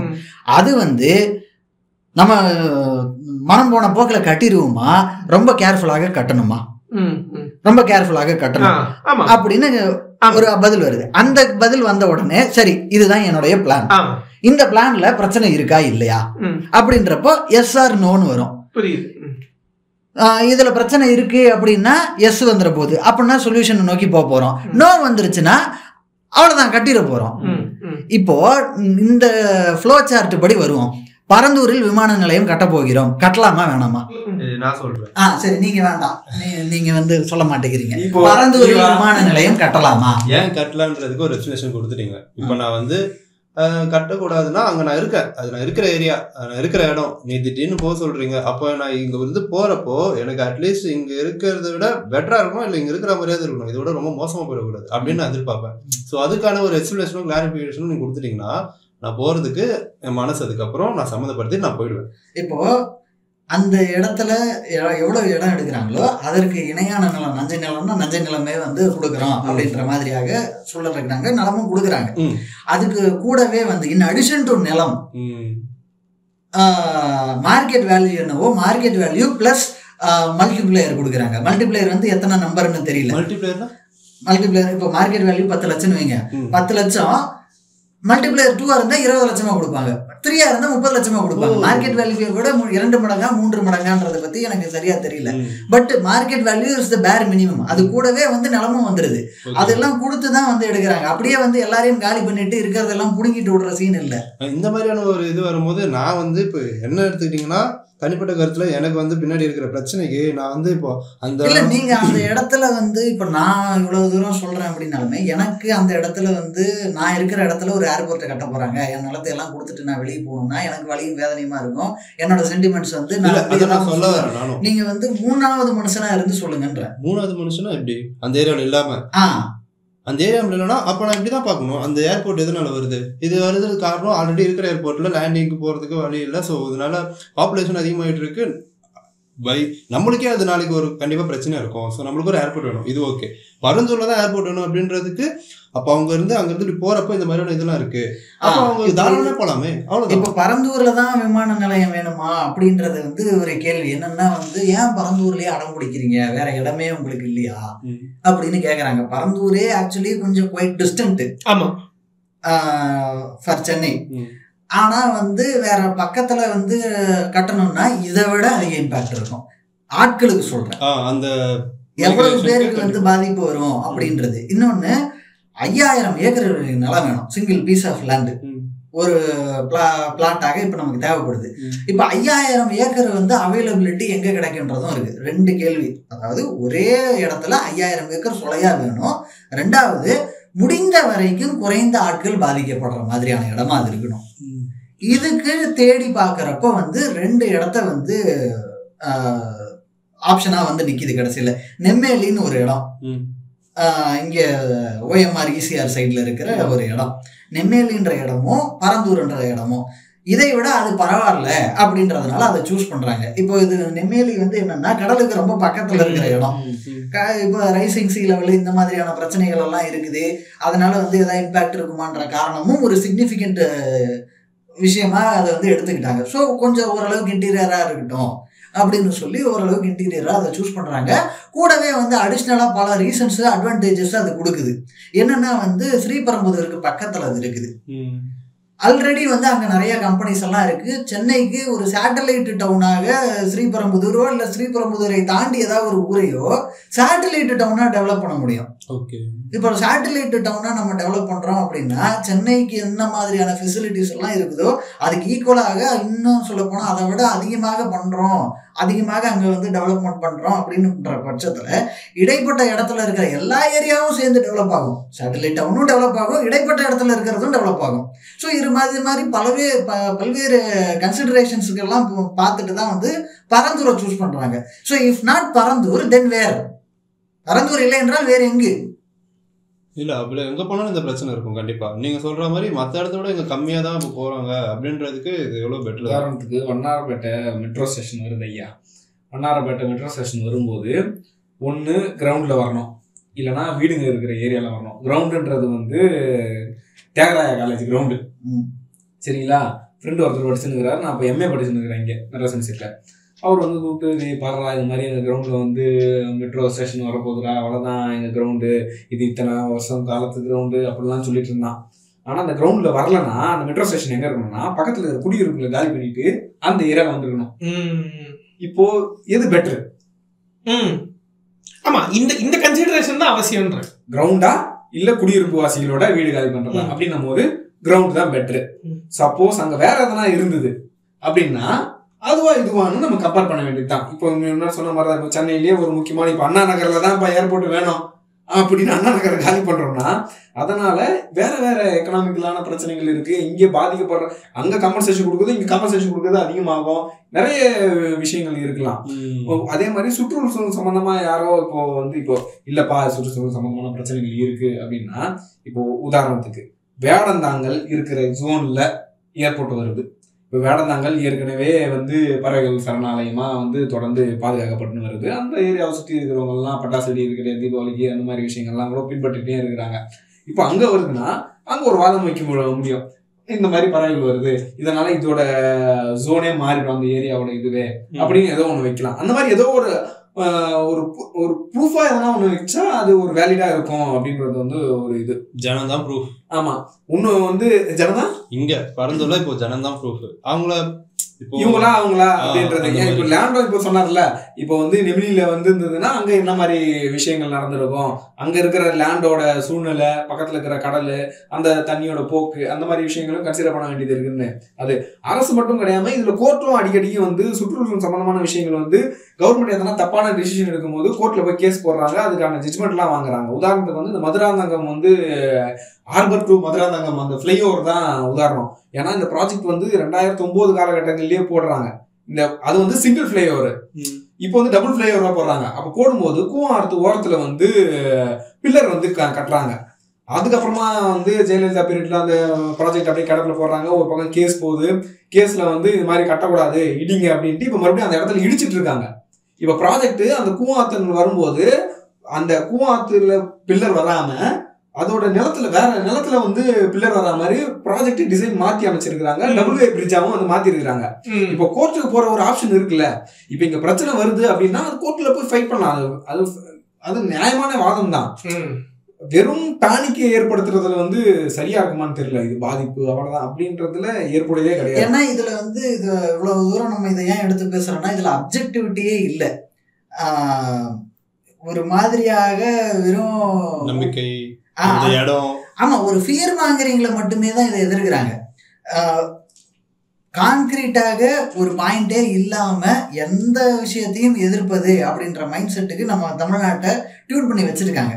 இப்போ நாளைக்கே ஒரு முக்கியமான ஒரு திட்டம் எதிர்க்கிறதுன்னு சொல்றீங்களா? இப்ப எதிர்க்கிறது யாரோ ஒரு இண்டிவிஜுவல் அங்க இருக்கிறவங்க போய் எதிர்க்கல. இப்போ இது வேணான்னு சொல்றதுக்கான ஆட்கள் யாரு? நீங்க சொல்ற மாதிரி கண்டிப்பா ஒரு முக்கியமான ஆட்கள் தானே இது வேணாம்னு சொல்லிட்டு இருக்காங்க. அரசும் அந்த மக்கள் மத்தியில சரியான சம்பந்தப்பட்ட விழிப்புணர்வு ஏற்படுத்த வேண்டியது வரும்போதே சரி. அது 8 வழி சாலையா இருக்கட்டும், பரந்த விமானம், மெட்ரோவா இருக்கட்டும், எதா இருந்தாலும் சரி, அந்த மக்கள் கிட்ட போய் பேசணும். என்ன ப்ராஜெக்ட், என்ன மாதிரி விஷயங்கள் இது இம்பாக்ட் ஏற்படுத்தும், உங்களுக்கு என்ன மாதிரி இதுல சப்போஸ் இது நீங்க உங்க இடத்த விட்டு போறீங்க, ஆனா அதை தாண்டி உங்களுக்கு என்னென்ன பெனிஃபிட் இருக்கும், அங்க என்ன மாதிரி சூழ்நிலையை உங்களுக்கு உருவாக்கி தருவோம், எல்லாத்துக்குமே உறுதி கொடுக்கணும். இல்ல நம்ம என்னதான் உறுதி கொடுத்தாலும் சம்பந்தப்பட்ட ஆட்கள் அப்படின்றப்போ அந்த இடத்தில் பாதிக்கப்பட போகும் மக்களுக்கு ஒரு வழி இருக்கும், கண்டிப்பா வேதனை இருக்கும், அவங்களால அதை ஏத்துக்க முடியாது. அந்த சென்டிமெண்ட்டை புரிஞ்சுக்க முடியுது. அதை எப்படி அட்ரஸ் பண்ணணும்ன்றது தனி விவாதம். அது அது ரெண்டாவது இடத்துக்கு வரணும். முதல் விஷயம், இங்க சம்பந்தமே இல்லாத ஆளா இருந்தால் கூட அவங்களுக்கு ஒரு ஒப்பீனியன் இருக்கு. இப்ப புதுசா ஒரு ஹைவே போடணும், 8 வழிச்சாலை, சென்னையில இருந்து கொச்சிக்கு 8 வழிச்சாலை வேணும். அது தேவையா இல்லையா? 8 வழிச்சாலை போட போறோம்னு சொன்னா எதுக்கு அந்த 8 வழிச்சாலை, அதெல்லாம் வேண்டாம் அப்படின்னு சொல்லுவாங்க. சேலத்துக்கு போட்டதே அதனோட ஒரு பகுதி தான். சென்னை டு சேலத்துக்குன்றது திட்டம் கிடையாது. சென்னை டு கொச்சி அதுக்கு phase 1 தான் சேலம். இப்போ அந்த இது எதுக்கு தேவைப்படுது அப்படின்னா, ஒரு எக்ஸ்பிரஸ்வே இருக்குன்றப்போ அதுவும் ஆக்சஸ் கண்ட்ரோல்டு எக்ஸ்பிரஸ்வே அப்படின்றப்போ ஸ்பீடு தான் அங்கே முக்கியம். ஆக்சஸ் கண்ட்ரோல்டு எக்ஸ்பிரஸ்வேன்றப்போ என்னன்னா, நினைச்ச நேரத்துல எல்லாம் ரோடு உள்ள வர முடியாது. என்ட்ரி அண்ட் எக்ஸிட் லிமிட் பண்ணியிருப்பாங்க. எக்ஸிட்னா இந்த இடத்துல மட்டும்தான் வெளியே போக முடியும், என்ட்ரினா இந்த இடத்துல மட்டும்தான் உள்ள வர முடியும். அது மாதிரி இருக்கிறதுக்கு பேர் ஆக்சஸ் கண்ட்ரோல்டு எக்ஸ்பிரஸ்வே. இப்போ இதுல டைம் இஸ் மணி. எவ்வளவு ஸ்பீடா போறோம், இந்த இடத்துல எவ்வளவு வேகமா நம்ம டிராவல் பண்றோம், சோ இதன் மூலமா டிரான்ஸ்போர்ட்லாம் டக்கு டக்குன்னு நடக்கும். இப்போ ஒரு சேலம், ஈரோடு, திருப்பூர், கோயம்புத்தூர் இந்த 4 ஊரும் பயங்கரமாக டெக்ஸ்டைல் எக்ஸ்போர்ட்ல மற்றும் இதர இண்டஸ்ட்ரீஸ் எக்ஸ்போர்ட்ஸ்ல முக்கிய இடம் வகிக்கும் ஊர்கள். இப்போ ஆக்சுவலா இந்த சென்னை டு கொச்சி எக்ஸ்பிரஸ் வே சொன்னீங்களா, அதோட phase 1னா சென்னை டு சேலம் அந்த 8 வழிச்சாலை இருக்கலாம், அது அவசியம் நீங்க நினைக்கிறீங்க, கரெக்டா? நான் சொல்றேன், அவசியம்தான். அப்ப ஆனா அதுல லோக்கலைஸா அந்த ஒரு எக்ஸ்பிரஸ் வே இருக்கு இல்லையா, அதை லேண்ட் அக்விசிஷன் பண்ணுமா, அதுல ஒரு பிரச்சனை இருக்கு. இதெல்லாத்தையும் ஒழுங்கா அட்ரஸ் பண்றது இல்ல அப்படிங்கறதா ஒரு கன்சர்ன் இருக்கு. என்னன்னு சொல்ல இல்ல அதுதான் இப்ப அது வந்து நீங்க ரீசனபிளா பேசும் நபர், நீங்க சொல்ற கன்சர்ன் புரிஞ்சுக்க முடியுது. இல்ல ஆனா வெளியே வந்து ஒருத்தர் உட்கார்ந்து இருக்காரு, அவர் என்ன சொல்றாருன்னா 3.5 மணி நேரமா 3.5 மணி நேரத்திலேயே தான் உங்களுக்கு சேலத்துக்கு போகணுமா அப்படின்னு ஒருத்தர் பேசுறாரு. கரெக்ட். இல்ல ஏன்னா இப்போ இந்த பரந்தூரோட இதை ஒப்பிட முடியாதுன்றதுக்கு ஒரு விஷயம் என்ன சொல்றேன்னா, இப்போ நான் சொன்னேன் இல்லையா 2013 ஆக்ட் அப்படின்னு சொல்லிட்டு, இப்போ நீங்க சொல்ற மாதிரியான மார்க்கெட் பிரைஸை விட நல்ல பிரைஸ் எல்லாம் கொடுக்கக்கூடிய அளவுக்கான ஒரு நார்ம்ஸை வந்துட்டு சட்டமாவே கொண்டு வந்தது வந்து 2013 ஆக்ட்ல தான்.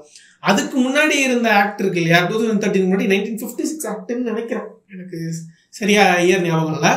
அந்த ஆக்ட்ல பாத்தீங்கன்னா ஃபேரான காம்பன்சேஷன் கிடையாது. அதுல அது என்விரான்மெண்ட் இம்பாக்ட் அசஸ்மெண்ட்டும் கிடையாது. அந்த சென்னை சேலம் 8 வழிச்சாலை இருக்கு இல்லையா, அதுக்கான லேண்ட் அக்விசிஷன் பண்ணது வந்து நியாயமா 2013 ஆக்ட்ல தான் பண்ணிருக்கணும். ஏன்னா அதுக்கப்புறம் தான் இந்த அக்விசிஷன் நடந்துச்சு. ஆனா அதுக்கு முன்னாடி இருந்த ஆக்ட் இருக்கு இல்லையா, அந்த பழைய ஆக்டுக்கு கீழே இந்த அக்விசிஷனை பண்ணியிருந்தாங்க. அதுதான் இப்போ இதெல்லாமே வந்து அதுல இருக்கிற நுவான்ஸ்டு ப்ராப்ளம்ஸ். அதனாலதான் சொல்லி ப்ராப்ளம்ஸ்க்கு வந்து நீங்க சொல்றீங்க, நீங்க பேசுறப்போ ரீசனபிளா சொல்றீங்க. நான் உங்களை சொல்லல, உங்களை மறந்துருங்க. புரியுது. நான் வந்து வெளியே இருக்கும் ஆட்கள் இப்போ இதுக்கு இன்ட்ரெஸ்டே இல்லாத ஒரு ஆட்கள், அதாவது நியாயமான ஒரு இல்ல அப்படி கூட சொல்லல, ஃபியர் மாங்கரிங் பண்ணும் ஆட்கள் வச்சு இப்போ சீமான் பேசுறாருன்னு வச்சுக்கீங்களா, ஆக்சுவல் ப்ராப்ளம் இல்லாம வெறும் பயத்தை ஏற்படுத்தணும் அப்படிங்கிற மாதிரியான எண்ணம் கொண்டு வரும். புரியுது. போய் படிக்காத காலேஜ் போய் படிக்காத, இன்ஜினியரிங் காலேஜ் உனக்கு என்னத்துக்கு, மெடிக்கல் காலேஜ் உனக்கு என்னத்துக்கு, கம்ப்யூட்டர்லயே தான் வேலை செய்யணுமா, கார் கம்பெனிலேயே தான் வேலை செய்யணுமா, போய் ஆடு மெய்ய, அதுவே அரசு வேலை தான், உனக்கு என்னத்துக்கு, நான் தான் உனக்கு பணம் தரேன்ல அப்படின்னு எல்லாம் பேசும் நபர்களுக்காக நான் சொல்றேன். அவங்க தான் வந்து மக்களை இன்ஃப்ளூயன்ஸ் பண்ற இடத்துல இருக்கிறாங்க. இப்ப அந்த இன்ஃப்ளூயன்ஸ் தான் வந்து ஸ்டேட் வைடு இருக்கு. இன்னைக்கு தேதிக்கு வந்து அது இல்லைன்னு எல்லாம் சொல்ல முடியாது. ஒருத்தர் நாம் தமிழர் ஆதரிக்கிறாங்க இல்லன்றது ரெண்டாம் பிரச்சனை.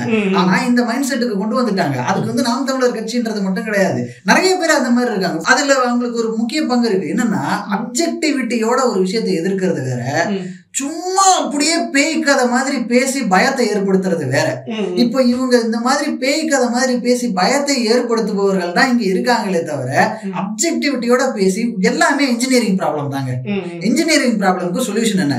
சாப்பாடு, விவசாய நிலையம் குறையுதா, விவசாய நிலம் குறையுது அப்படின்னா 1,00,000 பேர் இருக்கான், 1,00,000 பேருக்கு இவ்வளவு உணவு தேவை, அந்த உணவு குறையாம இருக்கிறதுக்கு என்ன பண்ணணும்? அது இன்ஜினியரிங் ப்ராப்ளம்.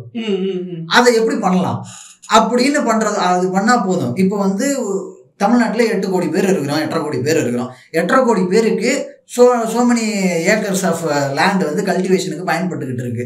அதில் வந்து ஒரு 5% கம்மியாகுது அப்படின்னா, 5% எல்லாம் இப்போ கம்மியாக போகிறது இல்லை. இப்போ வந்து பரந்தூர் விமான நிலையம் அப்படின்னா it will hardly make a dent in the total area of land கல்டிவேட்டட்ல.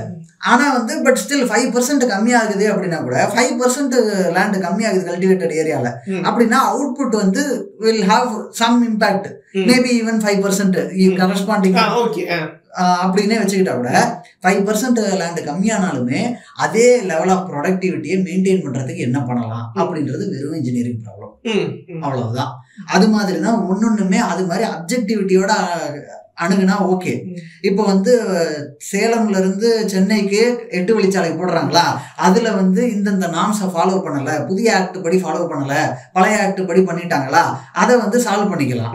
அதுக்கு என்ன வழி, அந்த விஷயத்தை தீர்த்து வைங்க அப்படின்றது இங்க கோரிக்கையாவே இல்லை. இங்க கோரிக்கை என்ன இருக்குன்னா, ஐயோ சோத்துக்கு வழி இல்லாமல் செய்ய போகிறார்கள், தமிழ்நாட்டில் இந்த மாதிரி எல்லாம் வந்து கொண்டு வர்றதே வந்து தமிழ்நாட்டை அழிப்பதற்காக தான், தமிழ்நாடே அழிந்து விடும், 8 வழிச்சாலை போடுவதால் தமிழ்நாடு இருக்காது இனிமே, பரந்தூர்ல விமான நிலையம் கொண்டு வருவதால் விவசாயம் பாதிக்கப்படுகிறது, இந்த விவசாயம் பாதிக்கப்படுவ போகிறதனால் தமிழ்நாட்டில் பசி பட்டினி பஞ்சம் தலைவிரித்து ஆட போகிறது, அனைவரும் சோறு இல்லாமல் சாக போகிறார்கள் இப்படின்னு தான் பேசுறாங்க. இப்படின்னு பேசுற நபர்களுக்காக தான் நம்ம இதை வந்து பேசுறோம். இப்ப வந்து ஒரு ரீசனபிள் பீப்புளுக்கான ஆர்குமெண்டே இது கிடையாது. For the people who got into the fear mongering, who believe the fear mongering and fell for it, அவங்களுக்காக தான் இது. ஸோ அப்படி இருக்கிறப்ப வந்து இது எல்லாமே வந்து இது எதுவுமே வேண்டாங்க. சாதாரணமாக ஒரு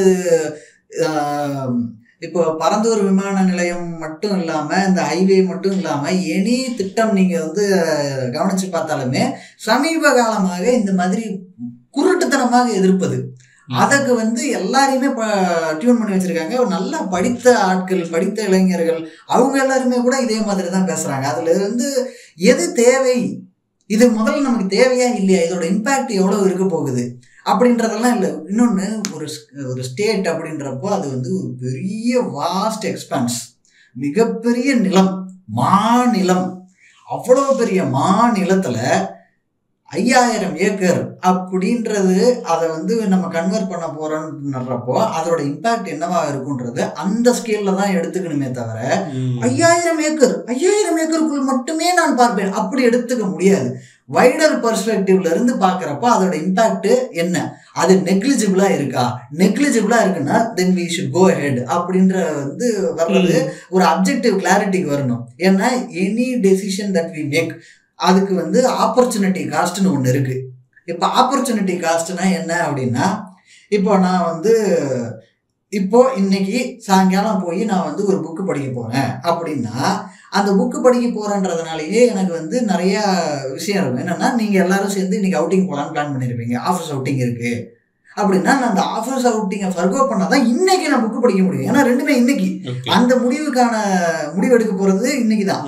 ஸோ இன்னைக்கு நான் இதை பண்ண போறேன்றப்போ வந்துட்டு I can go to read a book or I can go for a movie with friends. அது ஆப்பர்ச்சுனிட்டி காஸ்ட். அது மாதிரி நம்ம எடுக்கிற ஒவ்வொரு முடிவுக்குமே வந்து ஆப்பர்ச்சுனிட்டி காஸ்ட் உண்டு. அது வந்து தனிப்பட்ட வாழ்க்கையில் எடுக்கிற முடிவுகளாக இருந்தாலும் சரி, ஒரு பிஸ்னஸ் டெசிஷனாக இருந்தாலும் சரி. இப்போ ஒரு பிஸ்னஸ் டெசிஷன்னா வந்து ஒரு டெக்ஸ்டைல் கம்பெனி இருக்கு. அந்த டெக்ஸ்டைல் கம்பெனி வந்து ஆல்ரெடி வந்து ஒரு சில வேலைகள்லாம் பண்ணிக்கிட்டு இருக்காங்க. இப்போ பெரிய யூனிட் போட போறாங்க. பெரிய யூனிட் போட்டு அங்கே அவங்க பனியன் செய்ய போறாங்களா, டிஷர்ட் செய்ய போறாங்களா அப்படின்றப்ப அது ஒரு ஆப்பர்ச்சுனிட்டி காஸ்ட். இப்போ அதனால வந்து ஒரு சில ஒரு இது பண்ண முடியாம போகும். இப்போ பனியன் தான் பண்றேன் அப்படின்னு ஒரு முடிவு எடுத்தாங்கன்னா டிஷர்ட் பண்ண முடியாம போகும். அப்போ அதுல என்ன இருக்கு, இல்லை ரெண்டையுமே நான் போட போறேன் அப்படின்னா அதுலயுமே ஆப்பர்ச்சுனிட்டி காஸ்ட் உண்டு. எப்படின்னா வந்து பனியன் மட்டுமே போட்டிருந்தா அது வந்து ஒரு 1,00,000 பனியனை தயாரிக்க முடியும். இப்போ வந்து 1,00,000 முடியாது, மேபி 30,000 40,000 முடியும். அதுவே வந்து டிஷர்ட்டுக்குமே வந்து டிஷர்ட் மட்டுமே போட்டிருந்தா அதில் ஒரு 1,00,000 பண்ண முடியும்னா அதுலேயும் இப்போ கம்மியாக தான் ஆகும். அது மாதிரி எல்லாத்துக்குமே ஆப்பர்ச்சுனிட்டி காஸ்ட் உண்டு. இந்த மாதிரியான டெவலப்மெண்ட் ஸ்கீம்ஸுக்கும் ஆப்பர்ச்சுனிட்டி காஸ்ட் உண்டு. அப்படி அந்த ஆப்பர்ச்சுனிட்டி காஸ்ட் வரும்போது ப்ரோஸ் அவுட்வே த கான்ஸா இல்லையா, அதை பற்றி மட்டும் பார்க்கிற ஒரு பக்குவம், ஒரு மனப்பான்மை நம்ம மக்களுக்கு வந்து வரணும். அது வரவிடாம தடுக்கிறது இங்க இருக்கும் நிறைய பிற்போக்குவாதிகள் பண்ற வேலை. பிற்போக்குவாதிகள் வந்து they'll come in many forms and shapes. அது எல்லாரையும் நம்ம வந்து அடையாளம் கண்டு அவங்கள எல்லாரையும் வந்து விரட்டி அடிக்க வேண்டும். இதில் இன்னொரு முக்கியமான ஆஸ்பெக்டும் இருக்குது. இது வந்து ஏர்போர்ட்டுன்னு பேசினாலும் சரி, இல்லை ஒரு ஹைவே, அதுவும் வந்து ஒரு எக்ஸ்பிரஸ் ஹைவே அப்படின்னு பேசினாலும் சரி, அதில் வந்து இது ரெண்டுக்குமே இந்த விஷயம் வந்து பொருந்தும். அது என்னென்னா சப்ளை செயின்னா வந்து ஒரு பெரிய பெரிய நிறுவனங்கள் அப்படின்றப்போ, இப்போ வந்து ஐஃபோன் வந்து சென்னையில் தயாரிக்கிறாங்க. இப்போ ஐஃபோன் சென்னையில் தயாரிக்கிறாங்க அப்படின்றப்போ இந்த ஐஃபோனுக்குள்ளே வந்து ஒரு 100 பார்ட்டுக்கு மேலே இருக்குது. கேமரா இருக்குது, கேமராவுக்கு பக்கத்தில் லென்ஸ் இருக்குது, மைக்ரோஃபோன் இருக்குது. மைக்ரோஃபோனே வந்து பின்னாடி ஒன்று, கீழே ஒன்று, ஃப்ரண்ட்டில் ஒன்றுன்னு 3 இடத்துல மைக்ரோஃபோன் வச்சுருக்கிறாங்க. எல்சிடி பேனல் தனியாக ஒன்று இருக்குது. அதுக்கப்புறம் சிப் இருக்குது, பேட்ரி இருக்குது, ஸ்க்ரூஸ் இருக்குது. அந்த ஸ்ட்ரிப்லேயே வந்து மேக்னெட்டிக் ஸ்ட்ரிப் மாதிரியாகலாம் வச்சுருக்கிறாங்க. ஒரு இடத்துக்கு ஒவ்வொரு மாதிரியாக கரண்ட் போகிறதுக்கான ஒயரை வந்து ஸ்ட்ரிப்பு மாதிரியாக வச்சுருக்கிறாங்க. இது மாதிரி ஒன்னொன்றுமே தனித்தனி பகுதி. இப்போ கார் தொழிற்சாலைன்னு எடுத்துக்கலாமே. கார் தொழிற்சாலைன்னு எடுத்துக்கிறோம் அப்படின்னா, கார்ட்டில் வந்து நட்டு போல்ட்டிலேருந்து, டயர்ல இருந்து, அந்த ஃப்ளோரில் போடுற மேட்டில் இருந்து, மேலே அப்போல்ஸ்ட்ரிக்கு போடுற அந்த ஃபேப்ரிக்ல இருந்து எல்லாமே வேறு வேறு இடத்துல இருந்து வர்ற சமாச்சாரம். இது எல்லாமே வந்து ஒரு 100 வெண்டார்கிட்ட இருந்து 150, 200, 300 depending on the complexity of the manufacturing process, இண்டஸ்ட்ரியை பொறுத்து இது எல்லாமே வந்து மாறுபடும். அத்தனை பிளேயர்ஸ் இன்வால்வ்டாக இருப்பாங்க, அத்தனை இண்டஸ்ட்ரீஸ் இன்வால்வ்டாக இருக்கும், அவ்வளவு பேர்கிட்ட இருந்து வரும். இப்போ டிஐ சைக்கிள்ஸ்ன்னு இருக்குது. டிஐ சைக்கிள்ஸ்னால் வந்து டயர் ஒரு பக்கத்தில் இருந்து வரும். டிஐ சைக்கிள்ஸுக்கே உரிய மற்ற ஃபேக்ட்ரிஸில் இருந்து ஒவ்வொரு இடத்துல இருந்து பிரேக்குக்கான அந்த லிவர் மட்டும் வரும். இன்னொரு இடத்துல இருந்து அந்த பேடு, பிரேக் பேடு, அது மாதிரி ஒன்று ஒன்றும் ஒவ்வொரு இடத்துல இருந்து கொண்டு வருவாங்க. இது மாதிரி ஒவ்வொரு தொழிற்சாலைக்கும் இது உண்டு. இது எல்லாத்தையும் வந்து மேனேஜ் பண்ணுறது அப்படின்னா அதுதான் சப்ளை செயின். இது எல்லாமே சங்கிலி தொடர் மாதிரி. இப்போ ஏதாவது ஒரு இடத்துல வந்து ப்ராப்ளம் ஆகிடுச்சுன்னா அவுட்புட் மொத்தமாகவே நின்றுடும். ஒரு உதாரணத்துக்கு இப்போ கார் தொழிற்சாலை அப்படின்னா ஸ்டியரிங் வீல் வரலைன்னு வைங்களேன், அதுக்கு தனியாக ஒரு கம்பெனிலேருந்து வருது. ஸ்டியரிங் வீல் வந்து வரலை அப்படின்னா அவுட்புட் மொத்தமாக நின்றுடும். அந்த அசம்பிளி லைனில் தான் வந்து ப்ரொடக்ஷன் நடக்குது. அசம்பிளி லைனில் ஒரு பார்ட்டு வந்து இல்லை அப்படின்னா டோட்டல் ப்ரொடக்ஷனே பாதிக்கப்பட்டுரும். இன்னொரு விஷயமும் கூடவே இருக்குது. அது என்னென்னா வந்து assembly line is as fast as it's slowest component. இப்போ 1 மணி நேரத்தில் வந்து 1,00,000 போல்ட்டை தயாரிச்சிட முடியும். அதுக்காக 1 மணி நேரத்தில் 1,00,000 காரு வந்துருன்றது அர்த்தம் கிடையாது. 1 மணி நேரத்தில் 100 சாசி தான் உருவாக்க முடியும் அப்படின்னா ஃபேக்ட்ரியோட அவுட்புட்டு, ஃபேக்ட்ரியோட கெப்பாசிட்டி வந்து 100 தான். ஏன்னா ஸ்லோவஸ்ட் காம்பனண்ட் என்னவோ அதை பொறுத்து தான் ஒரு மேனுஃபேக்சரிங்கோட ஸ்பீடே இருக்க போகுது. இப்போ சப்ளை செயினுமே இந்த ஸ்பீடை இம்பேக்ட் பண்ணுது. அந்த ஒரு மேனுஃபேக்சரிங் ப்ராசஸ்ன்றது, அந்த அசம்பிளி செக்மெண்ட்ன்றது வந்து 1 மணி நேரத்தில் எவ்வளோ காஸ்டிங் பண்ணுறாங்கன்றது மட்டும் இல்லை, 1 மணி நேரத்தில் இல்லை, ஒரு நாளில் இல்லை, ஒரு வாரத்தில் எவ்வளோ சப்ளையாக நமக்கு பொருட்கள் வரப்போகுதோ அதை பொறுத்தும் வந்து அவுட்புட் பாதிக்கப்படும். ஸோ இது மாதிரி வந்து இது ஒரு மிகப்பெரிய வாஸ்ட் டாபிக் சப்ளை செயின்ன்றது மட்டுமே. இப்போது எக்கானமிஸ் ஆஃப் ஸ்கேல் அப்படின்ற ஒரு ஃபேக்டர் இருக்குது. இப்போ நான் வந்து தனியாக ஒரு தனிநபராகிய நான் ஒரு பேக்கரி வச்சுருக்கிறேன். அந்த பேக்கரியில் நான் வந்து பன்னு உற்பத்தி பண்ணுறேன் அப்படின்னா நான் வந்து என்னால் எவ்வளவு முடியுமோ, எவ்வளவு ஆட்கள் வருவாங்களோ, என் ஊரில் 1000 பேர் தான் இருக்கிறாங்க, 1000 பேர் 1500 பேர் இருக்கிற ஊருனா ஒரு நாளுக்கு 20 பண்ணு தான் நான் செய்வேன். அதுவே வந்து 10,000 பேர் இருக்கிற ஊருன்னா நான் ஒரு 50-100 பண்ணு கூட செய்வேன்.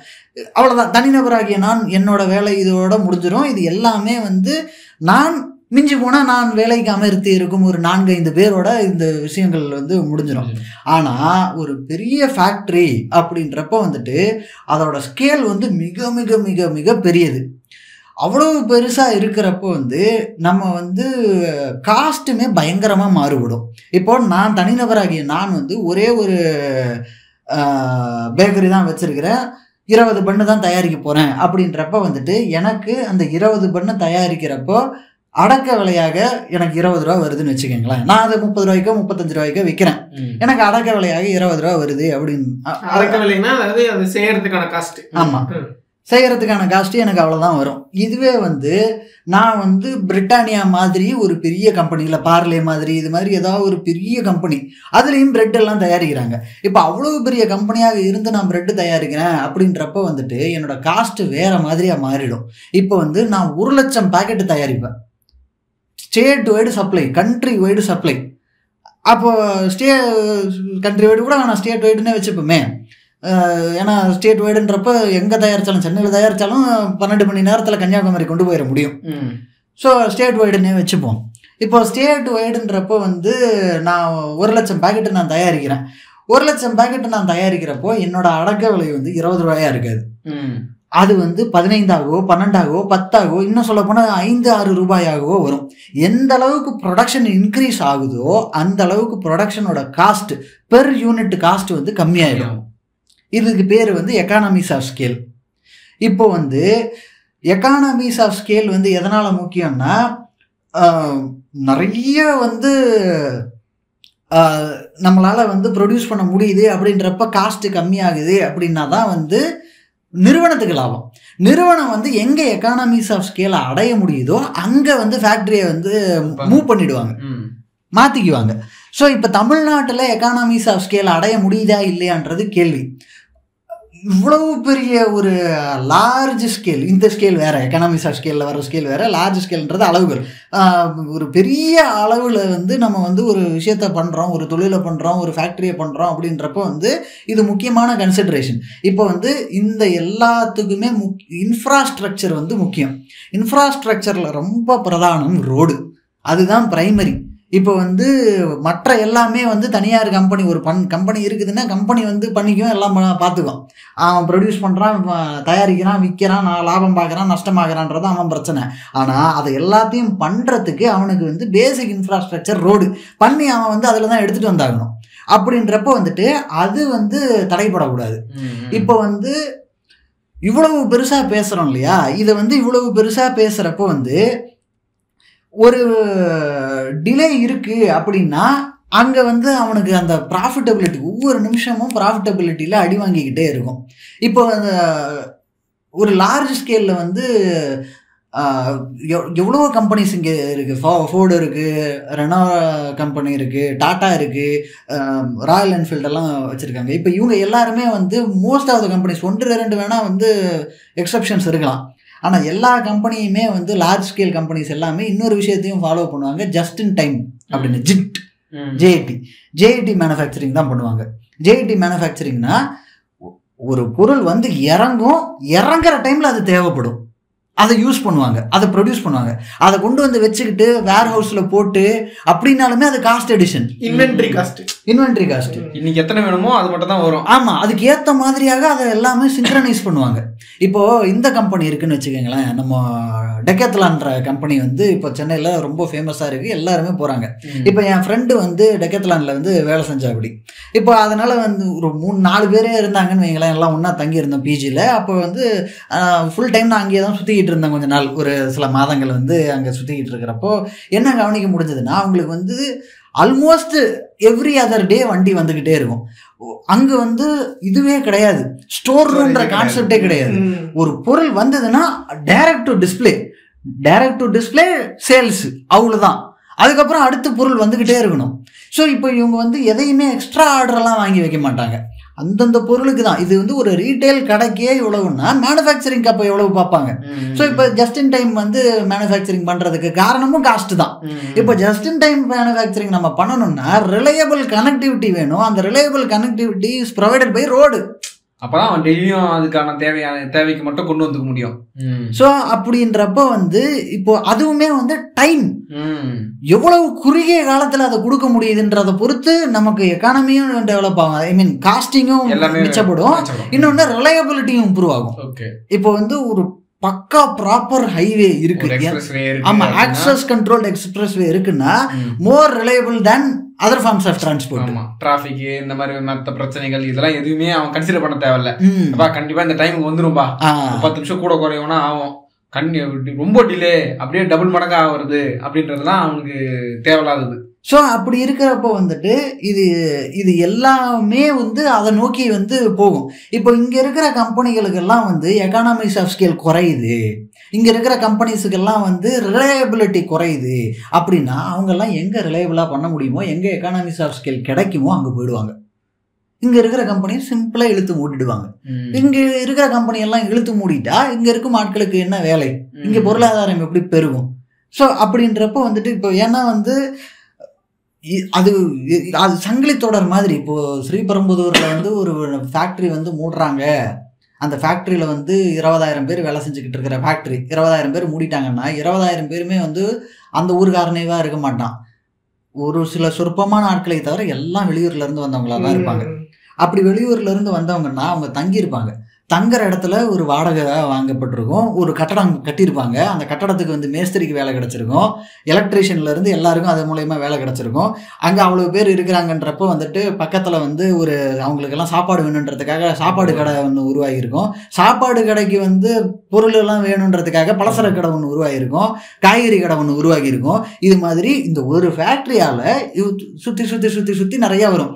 இத்தனை கடைகளுக்கும் பலசர கடைக்கெல்லாம் பொருள் வேணும் இல்லையா, பொருள் வேணுன்றதுக்காக வண்டி, ஒரு டிரான்ஸ்போர்ட் கம்பெனி கோயம்பேட்டிலேருந்து பொருள் எடுத்துகிட்டு வந்து போடணும், அதுக்கு வந்து ஒரு டிரான்ஸ்போர்ட் கம்பெனி உருவாகிருக்கும், அதில் ஒரு டிரைவர் வேலை உருவாகிருக்கும், அதுக்கு ஒரு மெயின்டெனன்ஸுக்கு ஒரு வேலை உருவாகிருக்கும். நிறைய டிராஃபிக்கு இந்த லாரி ஃபேக்ட்ரிக்கெல்லாம் வந்து போகுது, ஃபேக்ட்ரிக்கெல்லாம் லாரியெல்லாம் வந்து போகிறதுனால லாரியில எல்லாம் நிறைய பிரச்சனை இருக்கும், டயர் மெயின்டெனன்ஸ் எல்லாம் இருக்கும். அப்படின்றதுனால ஒரு டயர் ஃபேக்ட்ரி, அந்த டயர் சர்வீஸ் கம்பெனி வந்து ஓப்பன் ஆகிருக்கும், வீல் பேலன்சிங் அலைன்மெண்ட் எல்லாம் பார்க்கறது.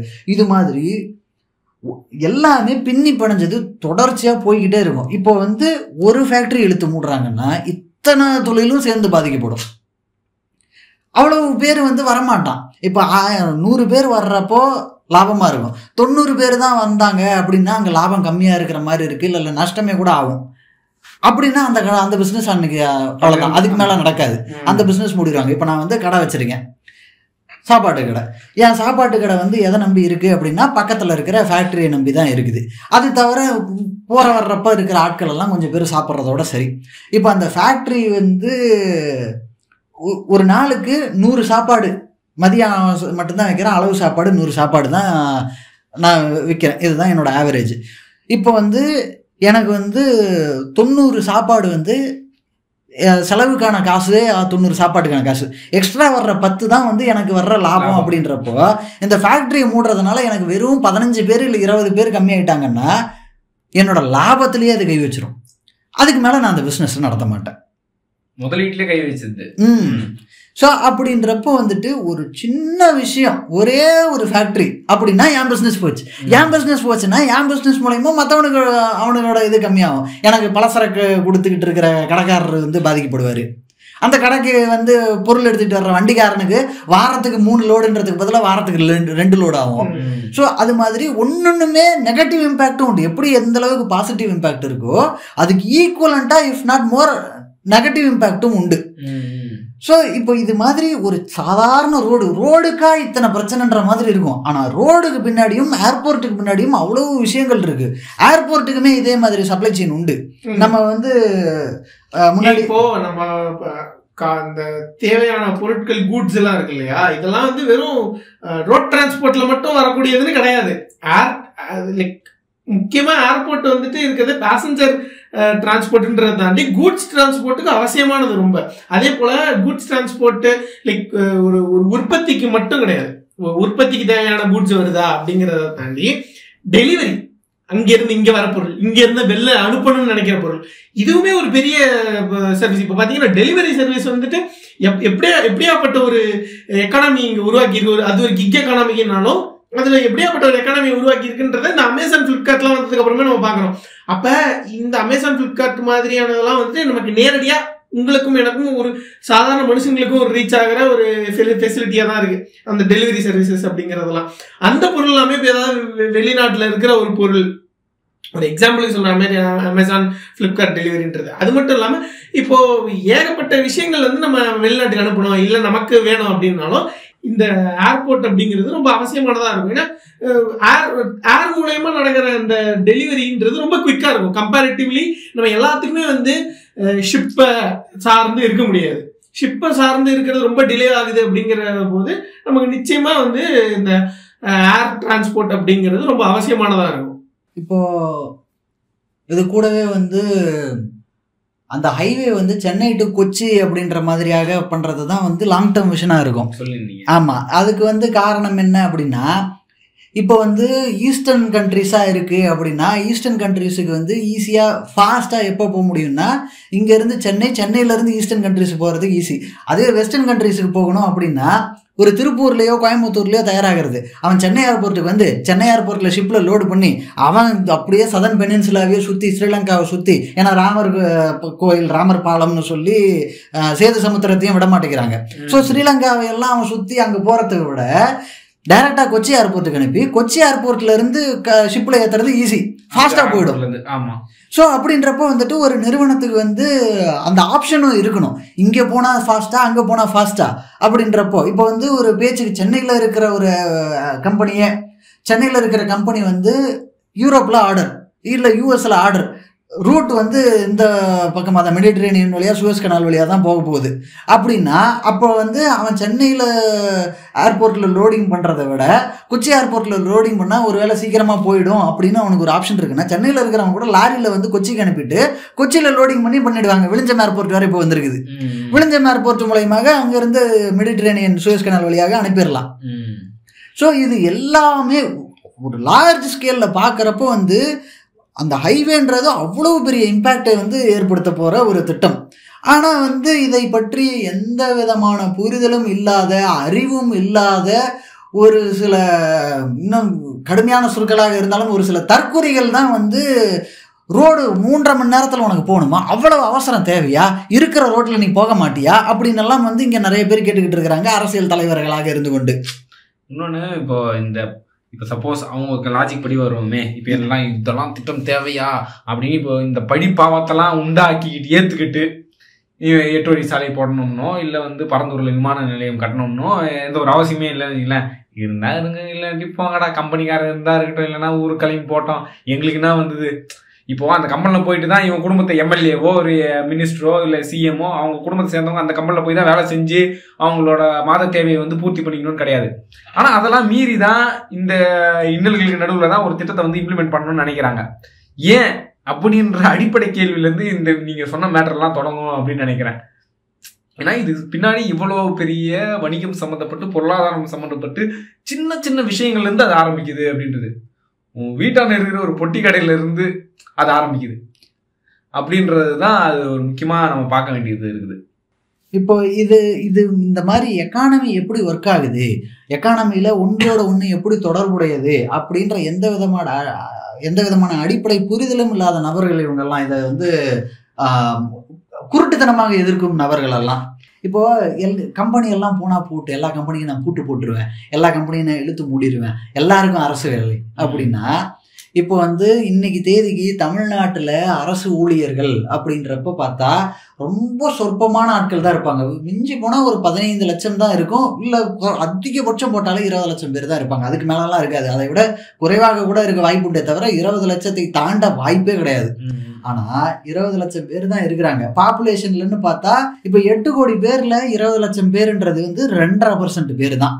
2.5% பேர் அரசு ஊழியர்களாக இருக்கும் இந்த சமயத்திலேயே தமிழ்நாட்டோட பட்ஜெட்டில் சம்பளமாகவும் பென்ஷனாகவும் எவ்வளவு போகுதுன்னு பார்த்தா கிட்டத்தட்ட ஒரு 25-26% பக்கம் போகுது. 1/4 ஆஃப் த மணி வந்து போயிடுது 2.5% இருக்கிறப்ப. எல்லாருக்கும் அரசு வேலை அப்படின்னா அவ்வளவு பணம் முதல்ல இருக்கா? எல்லாருக்கும் ₹1,00,000 டூரிஸ்ட் கைடுக்கு ₹1,00,000 பணம், ₹1,00,000 சம்பளம் அப்படின்னு சீமான் வாக்குறுதி கொடுக்குறாரு. ₹1,00,000 டூரிஸ்ட் கைடுக்கு சம்பளம் கொடுக்குறாங்க. எல்லாமே அரசு வேலை, ஆடு மேய்க்கிறது மாடு மேய்க்கிறதுல இருந்து அரசு வேலைன்னா அவ்வளவு நிதி எங்கேருந்து வரும்? எப்படி பரட்ட முடியும்? சரி, நான் வந்து ஃபுல்லாகவே அக்ரிகல்ச்சர் பேஸ்டு எக்கானமி ஆக்கிடுவேன், எல்லாமே ஃபார்மிங் பேஸ்டு எக்கானமியாக தான் இருக்கும், எல்லாமே வந்து அரசு துறையை எடுத்துக்கும் அப்படின்னா கூட எல்லாத்தையும் அரசு துறையை எடுத்துக்கிச்சுன்னா அவ்வளவு பணத்தை திரட்டிட முடியுமா? நாங்கள் தான் மஞ்சள் நோட்டீஸ் கொடுத்துருவோங்க. அதுதான் இந்த மாதிரி எல்லாம் வந்து பேசுகிறப்ப தான் வந்து அது எவ்வளவு அபத்தமானதுன்றது தெரியுது. ஏன்னா வந்து எவ்வளவு இளைஞர்கள் இதனால் பாதிக்கப்படுறாங்க. நல்லா படிச்சுட்டு நல்ல ஒரு பெரிய வேலைக்கு போகக்கூடிய பொட்டன்ஷியல் இருக்கும் ஆட்கள், அவங்க எல்லாருமே கூட இதை நம்பி அதுக்கெல்லாம் நம்ம போக தேவையில்ல, நம்ம வந்து ஆடு மாடு மேய்ச்சிக்கிட்டு இருக்கலாம், விவசாயம் பார்க்கலாம், இயற்கை விவசாயம் வேறு, அது ஒரு தனி கேங்கு. ஆமாம், இப்போ அதுதான் வந்து எனக்கு தொழில், நான் அதை வந்து லாபகரமாக என்னால் பண்ணிட முடியும், அதை நான் சர்வை பண்ணிட போகிறேன்னா அதை வந்து யாராவது வேணால் முடிவு பண்ணி எடுத்துக்கலாம், அது பிரச்சனை இல்லை. ஆனால் ஒரு இன்ஃப்ளூயன்ஸ் காரணமாக அது மட்டும்தான் உன்னத வேலை, அதை தான் நான் செய்ய போகிறேன், அதற்கு காரணமே வந்து இந்த மாதிரியான ஆட்கள் சொல்லி கொடுத்தது தான் அப்படின்னு போகிறப்ப தான் வந்து பிரச்சனையே வருது. இப்போ வந்து அவங்க எல்லாருமே வந்து வெல் இன்டென்ஷன்டு ஆட்களாக தான் நிறைய பேர் இருப்பாங்க.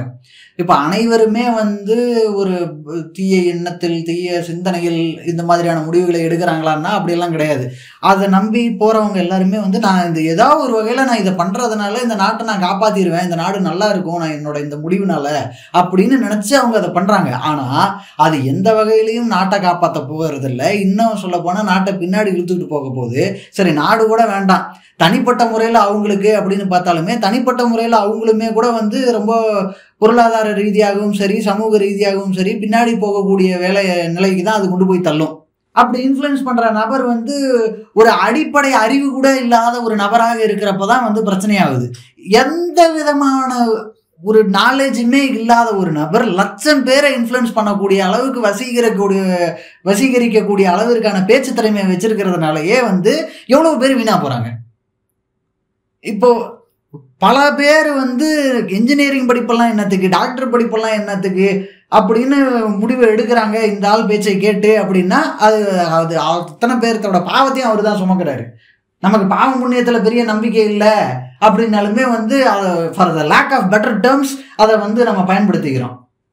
இது எல்லாத்துக்கும் வந்து நம்ப வைக்கிறதுக்கு இவங்க பயன்படுத்தும் உதாரணங்கள் என்னவா இருக்கு அப்படின்னு பார்க்கறதோட இதை வந்து நம்ம நிறைவு செஞ்சுக்கலாம் அப்படின்னு நினைக்கிறேன்.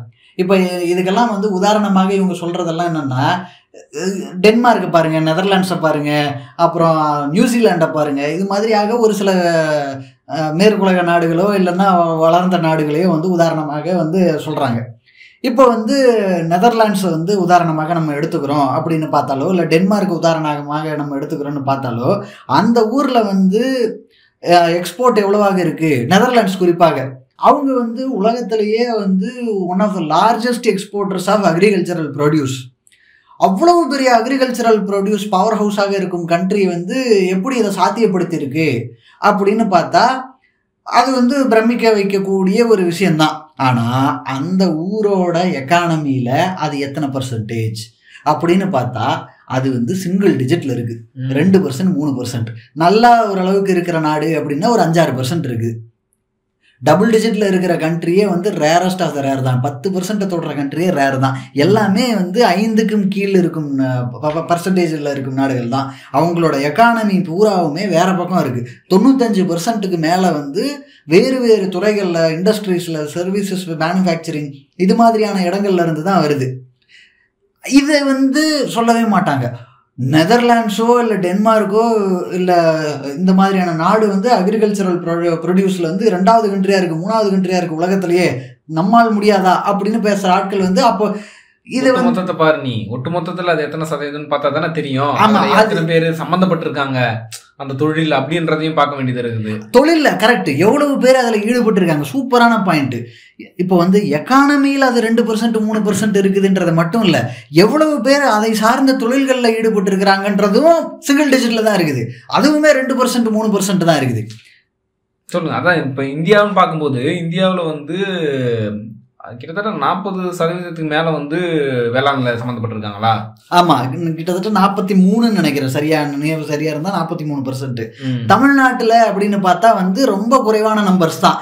சிங்கிள் டிஜிட் ஆல்ரெடி வந்து 7% ஆர்டிகல் எழுதி இருக்கலாம். இப்ப தமிழ்நாட்டுல அப்படின்னு பார்த்தா வந்து சிங்கிள் டிஜிட்ல தான் அந்த நம்பர்ஸ் இருக்குது. 6%, 7%க்குள்ளதான் இருக்குது. அவ்வளவு பேர் தான் வந்து விவசாயம் பண்ணிக்கிட்டு இருக்கிறாங்க. மீதி பேர் எல்லாமே வந்து விவசாயத்தை சாராத ஆட்கள் தான். அலைடு இண்டஸ்ட்ரீஸ், விவசாயம் சார்ந்த தொழில்கள் அப்படின்னு பார்த்தாலுமே கூட வந்து அந்த நம்பர் வந்து இன்னும் ஒரு சில பர்சன்டேஜ் பாயிண்ட்ஸ் கூட இருக்குமே தவிர வந்து இந்தியா அளவுக்கு கிடையாது. இந்தியாவிலையுமே கூட வந்து நேஷனல் ஆவரேஜ் வேற, ஒரு சில மாநிலங்கள் வேறன்னு நினைக்கிறேன். இந்தியாவோட ஆவரேஜ்னு பார்த்தா 43% பேர் வந்து விவசாயத்தில் ஈடுபட்டவங்களா இருக்கிறாங்க.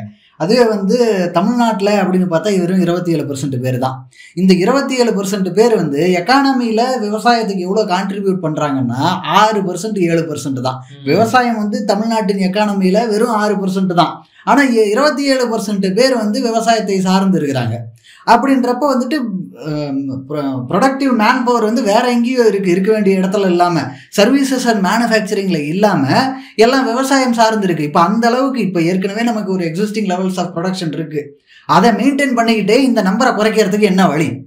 அதுதான் வந்து பாலிசி, அதுதான் அரசியல், அதை தான் டிஸ்கஸ் பண்ணணும். இப்போ வந்து சீமான் வந்து அதை பேசுறாரா, இல்லை வந்து விஜய் வந்தா அவரு அதை பேச போறாரா அப்படின்றதெல்லாம் தான் கேள்வி. இப்போ அந்த லெவல்ஸ் ஆஃப் ப்ரொடக்ஷனை வந்து மெயின்டைன் பண்ணிக்கிட்டு நமக்கு வந்து இல்லை இன்னும் அந்த ப்ரொடக்ஷனை அதிகப்படுத்திக்கிட்டே இந்த நம்பரை குறைக்கிறது என்ன அப்படின்றது தான் நமக்கு தேவையான அரசியலாக இருக்கணும். அதுதான் நமக்கு தேவையான பாலிசி டிஸ்கஷனாக இருக்கணும். ஆனால் வந்து இங்கே வந்து எதை வந்து பிரதானமாக பேசுகிறாங்க, எதை வந்து சீமான் முன் வைக்கிறாரு அப்படின்னு பார்த்தா அதுக்கு அப்படியே ஆப்போசிட்டாக எல்லாருமே அதை விவசாயத்தை நோக்கி போகணும் அப்படின்றது தான் அவர் முன்வைக்கிற பாயிண்ட்டாக இருக்குது. இப்போ புதுசாக வர்ற ஆட்கள், இப்போ விஜயே புதுசாக கட்சி ஆரம்பிக்கிறாரு அப்படின்னாலுமே விஜய் வந்து இந்த மாதிரியான கிளாரிட்டி எல்லாம் வச்சுக்கிட்டு அவர் வராரான்னு கேட்டால் டவுட்டு தான். இப்போ தமிழ்நாடு அப்படின்னா தமிழ்நாட்டில் இருக்கும் ஆட்சியாளர்கள் இவ்வளவு காலமும் வந்து இதை நோக்கி தான் இருக்காங்க, எக்கானமி டெவலப்மெண்ட்டு அப்படின்றது தான். நமக்கு 1000 விமர்சனங்கள் வந்து திமுக மேலேயோ அல்லது அதிமுக மேலேயோ இருக்குது அப்படின்னாலுமே வந்து அவங்க தான் வந்து இன்னைக்கு இந்த தமிழ்நாடு இவ்வளவு பெரிய மேனுஃபேக்சரிங் பவர் ஹவுஸ் ஆக்கி இருக்கிறாங்க. இப்போ தமிழ்நாடு வந்து பிந்தைய உத்தரப்பிரதேச, பீகாரோட அதுக்கு கம்பேர் பண்ணக்கூடிய நிலையில இருந்த தமிழ்நாடு, இன்னும் சொல்ல போனால் அதை விட சில விஷயங்கள்ல வந்து பின்னாடி இருந்த தமிழ்நாடு 1967க்கு பிறகு இவ்வளவு தூரத்துக்கு வந்திருக்கு அப்படின்னா இங்க இருக்கிற திராவிட கட்சிகள் தான் காரணம். அப்படின்றப்ப அவங்களுக்கு ஒரு முக்கியமான பங்கு இருக்கு. அவங்களுக்கு இதை பத்தின விஷன் இருந்திருக்கு. ஓகே, மேனுஃபேக்சரிங்கு, சர்வீசஸ்ஸு, அது கூடவே வந்து எக்கானமியை எப்படி வந்து பெருசு பண்ணணும் இப்படின்ற ஒரு வியூ இருந்தது. இந்த வியூவை வந்து வச்சுக்காம ஒரு அரசியல் தலைவர் தமிழ்நாட்டில் இருக்கிறார் என்றால் அதை விட ஆபத்து தமிழ்நாட்டிற்கு வேற இருக்கவே முடியாது. ஒரு மிகப்பெரிய அழிவு சக்தியாகவே அது ஆயிரும் தமிழ்நாட்டுக்கு. ஒரு வளர்ந்த நாடு அப்படின்னா அந்த நாட்டு வளர்ச்சி எப்படி சாத்தியப்பட்டிருக்கும் அப்படின்னா விவசாயம் சார்ந்த தொழில்கள் அதோட எக்கானமியில் ரொம்ப சில பர்சன்டேஜ் தான், சிங்கிள் டிஜிட்டில் தான் இருக்குது. மேன் பவருமே வந்து சிங்கிள் டிஜிட் பர்சன்டேஜ் அளவுக்கு தான் இருக்குது. மீதி எல்லாமே மற்ற துறைகள் மூலயமாக சர்வீசஸ் அண்ட் மேனுஃபேக்சரிங் மூலமாக தான் வந்து வருது. அப்படின்றப்ப தான் வந்து வளர்ச்சியை முதல்ல சாத்தியப்படும். அது மாதிரி தமிழ்நாட்டில் எக்கானமி அப்படின்றத பொறுத்த வரைக்கும் நம்ம ஆல்ரெடி அதை அச்சீவ் பண்ணியாச்சு, சிங்கிள் டிஜிட்டுக்கு வந்துட்டோம். மேன் பவரில் வந்து அது வந்து நம்ம இன்னும் ஒரு குறைபாடு இருக்குது. கிட்டத்தட்ட 27% வந்து இன்னும் விவசாயம் சார்ந்த தொழில்களில் இருக்கிறாங்க. அப்படின்றப்ப அதை நம்ம குறைக்கிறோம் அப்படின்னாலே வந்து நம்ம ஆன் பார் வித் டெவலப்டு கண்ட்ரிஸாக தமிழ்நாடு உயர்ந்து விடும். இன்றைக்கே வந்து பல நாடுகளை ஒப்பிடும் அளவிற்கு நம்ம வந்துட்டோம். அது சமூக பொருளாதார குறியீடாக இருந்தாலும் சரி, இல்லை வந்து எக்கனாமிக் ஃபேக்டர்ஸாக இருந்தாலும் சரி, ஆல்ரெடி வந்து ஒரு கணிசமான அளவுக்கு வந்துட்டோம். இப்போ வந்து நம்ம தமிழ்நாடு இப்போ இருக்கும் ஒரு growth ரேட்டையே மெயின்டைன் பண்ணுறோம், சஸ்டெயின் பண்ணுறோம் அப்படின்னா 2030 நம்ம வந்து தனிநபர் வருமானத்தில் சைனாவுக்கு ஈக்குவலாக, இன்னைக்கு இருக்கிற சைனாவுக்கு ஈக்குவலாக நம்மளால் வந்துட முடியும். சைனாவும் வந்து ஸ்டாக்னேஷன் நோக்கி போய்கிட்டு இருக்கு. ஸ்டாக்னேஷனை நோக்கின்றதை விட டிக்ளைனை நோக்கி போய்கிட்டு இருக்கு. அப்படி ஏன்னா அவங்க பாப்புலேஷனுமே இன் டிக்ளைன் தான். ஸோ அப்படி இருக்கிறப்ப வந்துட்டு சைனாவுக்கு ஈக்குவலாக தமிழ்நாடு வருவதற்கான வாய்ப்பு ரொம்ப ரொம்ப அதிகம். ஏன்னா வந்து ஆவரேஜ் growth ஆஃப் இந்தியாவை விட, எக்கனாமிக் growth ஆஃப் இந்தியாவை விட எக்கனாமிக் growth ஆஃப் தமிழ்நாடோட ஆவரேஜ் வந்து அதிகமாக இருக்குது. மற்ற மாநிலங்கள், ஒரு சில மாநிலங்கள் வேணால் வந்து கம்பேரிட்டிவ்லி ஈக்குவலாக இருக்கலாம், இன்ஃபேக்ட் அதிகமாக கூட இருக்கலாமே தவிர, பட் அவங்க எல்லாமே வந்து லோவர் பெஞ்ச் மார்க்கில் இருக்கிறாங்க. 1 லட்சம் ரூபாய் இருக்கிற இடத்துல 2 லட்சம் ரூபாயா அது இன்க்ரீஸ் ஆகுது அப்படின்னா அது வந்து 100% growth. ஆனால் 2 கோடி ரூபாய் இருக்கிற இடத்துல 2 கோடியே 10 லட்சம் ஆயிருக்கு அப்படின்னா வந்து அது ரொம்ப நெக்லிஜிபிள் தான் வரும். 5% தான் வரும். 5% தான் அப்படின்னு பார்க்க முடியாது. இங்கே வந்து growth என்னவா இருக்குன்னா 1 லட்சம், அங்கே வந்து 10 லட்சமாக இருந்திருக்கும். ஸோ அது மாதிரியான இன்க்ரிமெண்டல் அட்வான்டேஜும் வந்து நமக்கு இருக்குது. கூடவே வந்து ரேட் ஆஃப் க்ரோத்தும் வந்து நமக்கு அட்வான்டேஜாக இருக்குது. அப்படி இருக்கிறப்ப தமிழ்நாடு மச் அட்வான்டேஜியஸ் பொசிஷன். அதை நம்ம பயன்படுத்திக்க போகிறோமா இல்லையான்றது வந்து நம்ம சூஸ் பண்ணக்கூடிய சின்ன சின்ன முடிவுகள், சின்ன சின்ன அரசியல் முடிவுகள், இல்லை சமூகத்தில் இருக்க போகிற முடிவுகள் எல்லாமே அதை இம்பேக்ட் பண்ணும். அது கூடவே வந்து பெரிய பெரிய முடிவுகளான எந்த மாதிரியான பொருளாதார கொள்கைகளை நம்ம ஏற்றுக்கொள்ள போகிறோம், எந்த மாதிரியான அரசியல் கொள்கையை நம்ம ஏற்றுக்க போகிறோம் அப்படின்றது எல்லாமும் தமிழ்நாட்டின் தலைவிதியை தீர்மானிக்க போகிறது. அப்படின்றப்ப வந்து இதோட இம்பேக்ட் வந்து எல்லார் கையிலையும் இருக்குது. அதனால் வந்து எந்த முடிவு எடுத்தாலும் ரொம்ப தீர்க்கமாக யோசித்து, நிறைய ஆழ்ந்து படித்து, நிறைய விஷயங்களை தெரிந்து கொண்டு அதுக்கப்புறம் அந்த முடிவுகளை எடுங்க. தற்குறிகள் பேசுவதை கேட்டுக்கொண்டு அந்த முடிவுகளை எடுத்து விடாதீர்கள். நீங்கள் சீமானன் சொல்லியே இல்லை அவரு சொல்லலை, சொல்லல. Okay okay. ஆமா, சீமானண்ணனை போய் யாராவது தற்குறின்னு சொல்லிட்டு அவரை தற்குறின்னு சொல்றது ரொம்ப தப்பு. ஆமா, சீமானண்ணனை ஆமா, இது வந்து நான் சமீபத்துல பார்த்த ஒரு விஷயம், அதனால நான் பார்த்து இன்ஸ்பயர் ஆனதுனால அதை நானும் பயன்படுத்திக்கிறேன். சீமானண்ணனை தற்குறி என்று யாரும் சொல்லக்கூடாது. அப்படி எல்லாம் சீமானை தற்குறி என்று சொல்றது ரொம்ப தப்பு. சீமானன் தற்குறின்னு நம்ம சொல்லக்கூடாது. அந்த மாதிரி அதை நம்ம வந்து நம்ம ரொம்ப வன்மையா கண்டிக்கணும்ல. நீங்களும் சொல்லுங்க ஐயா, நீங்க அதுல உடன்படலையா? அப்போ ஐயா, சீமான் அவர்கள் வந்து தற்குறின்னு நானும் சொல்ல மாட்டேன் ஐயா, சொல்றது வந்து தப்பு. ஏன்னா தற்குறின்னு சீமான் சொல்லக்கூடாது. ஒரு மனிதரை வந்து நம்ம தற்குறி அப்படின்னு சொல்றது, அதுவும் வந்து சீமான வந்து தற்குறின்னு இல்ல ஒரு மனிதனை சீமான் மாதிரியான ஒரு அரசியல் தலைவரை நம்ம தற்குறின்னு சொல்றது வந்து ரொம்ப தவறான விஷயம். அது அந்த மாதிரி அவரை தற்குறி, சீமான் ஒரு தற்குறி அப்படின்லாம் நம்ம சொல்லக்கூடாது. அது ரொம்ப தப்பான விஷயம். கண்டிக்கத்தக்க சீமான வந்து தற்குறின்னு சொல்றது. இந்த ஏர்போர்ட்லயே கூட வந்து இன்னும் நிறைய பஞ்சாயத்து இருக்குது. என்னன்னா வந்து எதனால அவ்வளவு பெரிய ஏர்போர்ட் தேவை, why such a large scale அப்படின்ற இதை பற்றியும் இருக்குது. என்னென்னா வந்து அதை பற்றி பேசினா அது இன்னும் ஒரு 1/4 மணி நேரம் ஆயிரும், இல்லை ஒரு 20 நிமிஷம். முக்கியமாக ஒரு கேள்வி கேட்கணும்னு நினச்சேன். இந்த ஃபியர் மாங்கரிங் மட்டும்தான் எதிர்க்கிறதுக்கு ரீசனா, இல்லை உண்மையாலே இதை எதிர்க்கிறதுக்கு வேற ஏதாவது ரீசனபிளான விஷயங்கள்லாம் இருக்குதா, இருக்க வாய்ப்பு இருக்கா? இப்போ வேற ஏதாவது ரீசனபிளாக இருந்ததுன்னா அது கண்டிப்பாக வந்து கேட்கலாம், அதை அட்ரஸ் பண்ணணும். பண்ணியே அது மாதிரி இல்லைன்றதுதான் பிரச்சனை. இப்போ வந்து என்னன்னா நான் அதாவது இப்ப இனிமே வந்து ஒரு ரீசனபிளான ஒரு பிரச்சனைய கண்ணில் காமிச்சா அட்ரஸ் பண்ணி தான் ஆகணும். ஆமா, இது வரைக்கும் யாரும் ஆக்சுவலி காமிக்கல. இது வரைக்கும் சொன்னது எல்லாமே வந்து பேய் கதையா மட்டும்தான் இருக்குதே தவிர ஒரு ப்ராக்டிக்கலான ஒரு அறிவார்ந்த ஒரு பதிலாக ஒரு டிஸ்கஷனாக இதை இப்படி பண்ணலாம் அப்படி பண்ணலான்ற மாதிரி இது வரைக்கும் இது சஸ்டைனபிள் டெவலப்மெண்ட்ன்ற கான்செப்டை நோக்கி இல்ல பியூரிட்டி, அதாவது எந்த டெவலப்மெண்ட்டும் வேண்டாம் அப்படிங்கிற ஒரு பிற்போக்குத்தனமான ஒரு இடத்துல இருக்குன்னு சொல்றீங்க. ஆமா. இன்னொன்னு இந்த சஸ்டைனபிள் டெவலப்மெண்ட்டே வந்து டிஃபைன் பண்ணுங்க. Define sustainable development.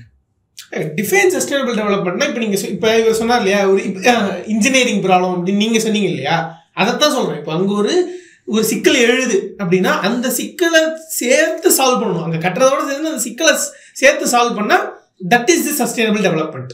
ஆனா நான் சொல்றது இது மட்டுமே முழுமையான டெஃபினேஷன் கிடையாது. இது மட்டுமே முழுமையான டெஃபினேஷன் கிடையாது. ஒரு இடத்துல நம்ம ஏதோ ஒன்று பண்றோம், டெவலப்மெண்ட் பண்றோம், அந்த இடத்துல அதனால ஏதோ ஒரு கான்சிக்வன்சஸ் உருவாகுது.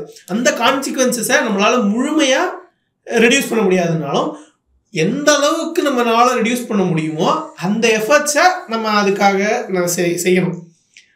ஸோ பை டெவலப்மெண்ட்டையும் நம்ம பேலன்ஸ் பண்றோம், என்விரான்மெண்ட்டையும் பேலன்ஸ் பண்றோம். இதைத்தான் சிம்பிள் சஸ்டைனபிள் டெவலப்மெண்ட்னு சொல்லலாம். இல்ல இப்போ வந்து சஸ்டைனபிள் டெவலப்மெண்ட்னா வந்து சஸ்டைனபிள் சோர்சஸ் ஆஃப் பவர் அப்படின்னு எலக்ட்ரிசிட்டிக்கு பயன்படுத்துவது உண்டு. யூஸ்வலி அங்கதான் வரும். இப்போ சஸ்டைனபிள் எனர்ஜியா இல்லையா அப்படின்றப்போ வந்து என்னன்னா, சோலார் வந்து சஸ்டைனபிள் எனர்ஜி, அதனால வந்து எந்த என்விரான்மெண்ட்டும் வராது, என்விரான்மெண்டல் டீக்ரடேஷன்ஸ் வராது, இது மாதிரியெல்லாம் சொல்லுவாங்க. அதே வந்து நான் சஸ்டைனபிள் ப்ராக்டிசஸ் அப்படின்னா வந்து ஃபியூவல் ஃப்ரம் ஃபாசில் ஃபியூல்ஸ், அதன் மூலயமாக பெட்ரோல் டீசல் மூலயமாக வர்றது எல்லாமே வந்து அன்சஸ்டைனபிள். காரணம் என்னன்னா வந்து அது டிப்ளீட் ஆகிடும், அதுக்கு மேலே அது கிடைக்காது, பாயிண்ட்டுக்கு மேலே வந்து அது திருப்பி கிடைக்காது, இருக்கிற வரைக்கும் தான் யூஸ் பண்ண முடியும். அது யூஸ் பண்ணிக்கிட்டு இருக்கிறப்பவும் வந்து அதில் நிறைய இம்பேக்ட் எல்லாம் உண்டு. அந்த இம்பேக்டை ரிவர்ஸ் பண்ணுறது அப்படின்றது வந்து இன்னைக்கு இருக்கிற பாசிபிலிட்டிஸில் வந்து இல்லை, ஆல்மோஸ்ட் முடியாது. இப்போ ஒரு பெட்ரோல் டீசல் இருக்கிறதுனால நமக்கு வர்ற என்விரான்மெண்ட்டுக்கு வர்ற இம்பேக்டை வந்து ஜீரோவெல்லாம் பண்ண முடியாது, அதோட இம்பேக்ட் இருக்க போகுது. ஸோ அப்படின்றப்ப அதெல்லாம் அன்சஸ்டைனபிள் அப்படின்னு வரும். அது மாதிரி ஏர்போர்ட்டுக்கு நம்ம வந்து சஸ்டைனபிளா அன்சஸ்டைனபிளான்னு நம்ம பேசுறோம்னா அந்த மாதிரி அது பியூரிட்டியில தான் கடைசியில போய் நின்றுடும். அதனால தான் நான் அதுக்கு டெஃபினேஷன் கேட்டேன். இப்போ வந்து it will have opportunity cost, அதுவும் முன்னாடி சொன்னது அதுக்கு தான். என்னன்னா இது it will have some kind of impact. அந்த இம்பாக்டை தாண்டி பெனிஃபிட்ஸ் இருக்கா இல்லையா அப்படின்றது தான் கேள்வி. இம்பாக்டை தாண்டி பெனிஃபிட்ஸ் இருந்ததுன்னா we have to do it, no other way. ஏன்னா the alternative is no airport. No ஏர்போர்ட்டோட இம்பாக்ட் என்ன அப்படின்றத நம்ம பேசவே இல்லை. நோ ஏர்போர்ட்டோட இம்பாக்ட் என்ன அப்படின்னா, இப்போ வந்து சென்னை ஆல்ரெடி டிராஃபிக்கில், ஏர் டிராஃபிக்கில் நம்ம வந்து we have fallen behind by a lot. நம்ம வந்து 7வது 8வது இடத்துக்கு போயாச்சு, அடுத்து 15வது 20வது இடத்துக்கு நோக்கி போயிடும். இப்போ ஏர் டிராஃபிக்ல 15வது 20வது இடத்துல போறதுனால நமக்கு என்ன பெருசா பாதிப்பு வந்துட போகுது அப்படின்னா, இப்போ நான் வந்து ஒரு பெரிய வெல்தி கம்பெனி ஃப்ரம் அப்ராடு, யூஎஸ்ல இருக்கிற நான் ஒரு கம்பெனின்னு வைங்களேன், நான் வந்து ஒரு இன்வெஸ்ட்மெண்ட் பண்ணணும்னு நினைக்கிறேன். நான் இன்வெஸ்ட்மெண்ட் வந்து இந்தியாவில் பண்ணணும் அப்படின்னா நான் வந்து எனக்கு முக்கியமான தேவை இன்ஸ்டன்ட் கனெக்டிவிட்டி, உடனே எனக்கு வந்து வரணும். அப்படின்றப்ப வந்துட்டு எந்த ஊருக்கு நிறைய ஃப்ளைட்ஸ் இருக்கு. இப்போ ஒரு நாளுக்கு 10 ஃப்ளைட் இருக்கிற ஊர் எது அப்படின்னா பெங்களூர் இருக்கு. யூஎஸ்ல இருந்து பெங்களூருக்கு ஒரு நாளுக்கு 10 ஃப்ளைட் இருக்கு. சென்னைக்குன்னா ஒரு 2-3 தான் இருக்கு. அப்படின்னா வந்து நான் பெங்களூர் ஃபர்ஸ்ட் ஆப்ஷனா வைப்பேன், கனெக்டிவிட்டி. இப்போ ஒரு கம்பெனி வருதா வரலையான்றது முதற்கொண்டு அது இம்பாக்ட் பண்ணும். இப்போ நான் வந்து ஒரு பெரிய ஏர்லைன் வச்சுக்கோங்க, இது வேற டிபார்ட்மெண்ட், வேற ஒரு துறை. நான் வந்து ஒரு பெரிய ஏர்லைன். இப்போ பெரிய ஏர்லைனா இருக்கிறவங்க எனக்கு என்னன்னா நிறைய ஏர்பிளைன்ஸ் இருக்கு. இந்த நிறைய ஏர்பிளைன்ஸ் இருக்கு அப்படின்றப்ப வந்துட்டு இது எல்லாத்தையும் நான் வந்து ஒரு இடத்துல நிற்க வச்சு ரிப்பேர் அண்ட் மெயின்டெனன்ஸ் நான் பண்ணணும். அப்படி ரிப்பேர் அண்ட் மெயின்டெனன்ஸ் பண்ற அளவுக்கு இடம் வேணும். அந்த இடத்த வந்து நான் ரெண்டலுக்கு தான் எடுக்க போறேன், நான் ஓன் பண்ண முடியாது. ஏதாவது ஒரு ஏர்போர்ட்ல தான் வந்து நான் அதை வந்து பண்ணுவேன். அப்படின்றப்போ அவ்வளவு பெரிய ஏர்போர்ட் எங்க இருக்கு? சென்னையில இல்ல. சரி, அப்ப வேற எங்க இருக்கு? பெங்களூர்ல. பெங்களூர்ல இருக்குன்னா நான் பெங்களூர்ல கொண்டு போய் அதை வைப்பேன். பெங்களூர்ல கொண்டு போய் வைக்கிறப்ப எனக்கு என்ன வரும்னா, அதன் மூலயமாக நிறைய ரிப்பேர்ஸ் அண்ட் மெயின்டெனன்ஸ் நான் சொல்றேன். அதுக்கு உண்டான நிறைய பேர் அங்கே வந்து வருவாங்க. அதுக்கு உண்டான ஸ்பேர் பார்ட்ஸ் தயாரிக்கிற கம்பெனில இருந்து நிறைய ஸ்கில்டு லேபர் வரைக்கும் எல்லாருமே அங்கே உருவாகுவாங்க. அந்த ஸ்கில்டு லேபர் பெங்களூர்ல உருவாகுறாங்க அப்படின்னா அதற்கு உண்டான காலேஜ் தேவைப்படும். அப்ப அதுக்கு காலேஜ் அது மாதிரி அது வந்து ஒரு சங்கிலி தொடர் மாதிரி போய்கிட்டே இருக்கும். இப்போ அது வந்து வராமல் போகும். இப்போ வந்து இன்னொன்று இருக்குது, என்னென்னா வந்து நான் வந்து ஒரு பெரிய ஏர்லைன், எனக்கு வந்து கனெக்டிவிட்டி ரிப்பேர் அண்ட் மெயின்டெனன்ஸுக்காக வந்து நான் பெங்களூரில் ஏர்போர்ட் கிடச்சிது. அதனால் நான் அங்கே வச்சுட்டேன் என்னோட பேஸாக. ஆப்ரேஷன் பேஸ் வந்து பெங்களூர் தான். ஆப்ரேஷன் பேஸாக பெங்களூர் இருக்குன்றப்போ எந்த ஊருக்கு விமானம் போய்கிட்டு இருந்தாலும் சரி, அது கடைசியாக பெங்களூருக்கு வரும். பெங்களூருக்கு வர்றப்ப நான் என்ன பண்ணுவேன்னா, பெங்களூருக்கு எம்டியாக போட்டு எடுத்துகிட்டு வர மாட்டேன். இப்போ வந்து ஏதாவது ஒரு ஊர் சொல்லுங்களேன், ரொம்ப நார்த் ஈஸ்டில் ஒரு ரிமோட் ஏரியாவில் ஒரு ஊர் இம்ஃபால் வச்சுக்கோங்க. இம்ஃபாலில் ஒரு பிளேன் இருக்குது, டெல்லி டு இம்ஃபால் போகுது. இம்ஃபாலில் இருந்துட்டு எனக்கு பேஸ் வந்து பெங்களூரில் தான் இருக்குது. ரிப்பேர் அண்ட் மெயின்டெனன்ஸுக்கு நான் வந்து பெங்களூர் தான் வரப்போகிறேன். பெங்களூர் டு இம்ஃபால் வந்து எம்டியாக வர மாட்டேன், சும்மாவாவது டிக்கெட் போட்டுட்டு வருவேன். 2 பேர் வந்தாலும் நான் ஏற்றிக்கிட்டு வருவேன். ஒரு கனெக்டிவிட்டி உருவாகிடும். அது மாதிரி எங்கெங்கெல்லாம் வந்து அந்த ஃப்ளைட் வந்து ரிட்டர்ன் வரப்போகுதோ அந்த ஊருக்கெல்லாம் கனெக்டிவிட்டி வரும். அப்படின்றப்போ வந்து அங்கே மூவ்மெண்ட் ஆஃப் பீப்புள் இருக்கும். அதனால மிகப்பெரிய ஒரு எக்கனாமிக் ஆக்டிவிட்டி நடக்கும். இது மாதிரி இது வந்து ஒரு சின்ன சப்ஜெக்ட் கிடையாது, மிகப்பெரிய விஷயம். ஏர்போர்ட் இல்லாததுனால அது ஒரு ரீசன்னாலேயே Chennai has fallen behind by a lot over the past 10 years. நம்ம வந்து இது வந்து இந்த ஏர்போர்ட் வந்து ஆக்சுவலி ஆர் லேட் பை டிலேன்னு சொல்றீங்க. ஆமா, லேட் பை அட்லீஸ்ட் 15 to 20 years. ஏன்னா பெங்களூருக்கு தேவை வந்து ஏர்போர்ட்டுக்கு வந்து ஒரு விமான நிலையம் தேவைன்னா 2003 2004 பேசி கட்ட ஆரம்பிச்சுட்டாங்க. அப்பதான் வந்து தேவநல்லி ஆரம்பிச்சு 2007-8 நினைக்கிறேன், சரியா ஆண்டு ஞாபகம் இல்லை. அப்பவே வந்து அவங்க அந்த இடத்துக்கு மாறிட்டாங்க. அன்னைக்கு தேதிக்கு 2007 அப்படின்னா இல்ல 2005 காலகட்டம்னு வச்சுக்கோங்களேன். அப்படின்னா 2005 இருந்து 2012-13 வரைக்குமே கூட வந்து பெங்களூர் சென்னையை விட ரொம்ப சிறிய நகரம் comparatively speaking. In terms of economic ஆக்டிவிட்டியாக இருந்தாலும் சரி, இன் டேர்ம்ஸ் ஆஃப் பாப்புலேஷனாக இருந்தாலும் சரி, இன் டேர்ம்ஸ் ஆஃப் ஐடி குரோத்தாக இருந்தாலும் சரி, எல்லாத்துலேயுமே வந்து பெங்களூர் வந்து சென்னையை விட வந்து சிறிய நகரம் தான். ஆனா இன்னைக்கு on par with Chennai, in fact in many metrics வந்து சென்னையை விட பல மடங்கு பெங்களூர் முன்னாடி போயிடுச்சு. அது வந்து we are already losing out to Bangalore and Hyderabad. ஹைதராபாதும் அப்படிதான். ஹைதராபாத் வந்து பெங்களூராவது வந்து 90s இருந்து சிலிகான் வேலி ஆஃப் இந்தியா, அதனால நிறைய இங்கே தான் முதலீடு பண்ணணும் அப்படின்ட்டு ஐடி வந்துகிட்டு இருந்தது. ஒரு கணிசமான ஐடி வந்து எப்பவுமே இருந்தது. ஹைதராபாத்ல இது இல்லவே இல்லை. ஆல்மோஸ்ட் விர்ச்சுவலி நான் எக்ஸிஸ்டன்ட்ன்ற மாதிரியாக இருந்த ஊர்ல டக்குனு ஓவர் நைட்ல வந்து இன்னைக்கு சென்னையை விட ஐடியை பொறுத்த வரைக்கும், இன்னும் மற்ற இதெல்லாம் இன்னும் ஓவர்டேக் பண்ணல, பட் ஐடியில் வந்து ஐடிலையும் ஏர் டிராஃபிக்லையும் அவங்களால போய் ஓவர்டேக் பண்ணி போக முடியுதுன்னா அதுக்கு முக்கியமான காரணம் இருக்குல்ல.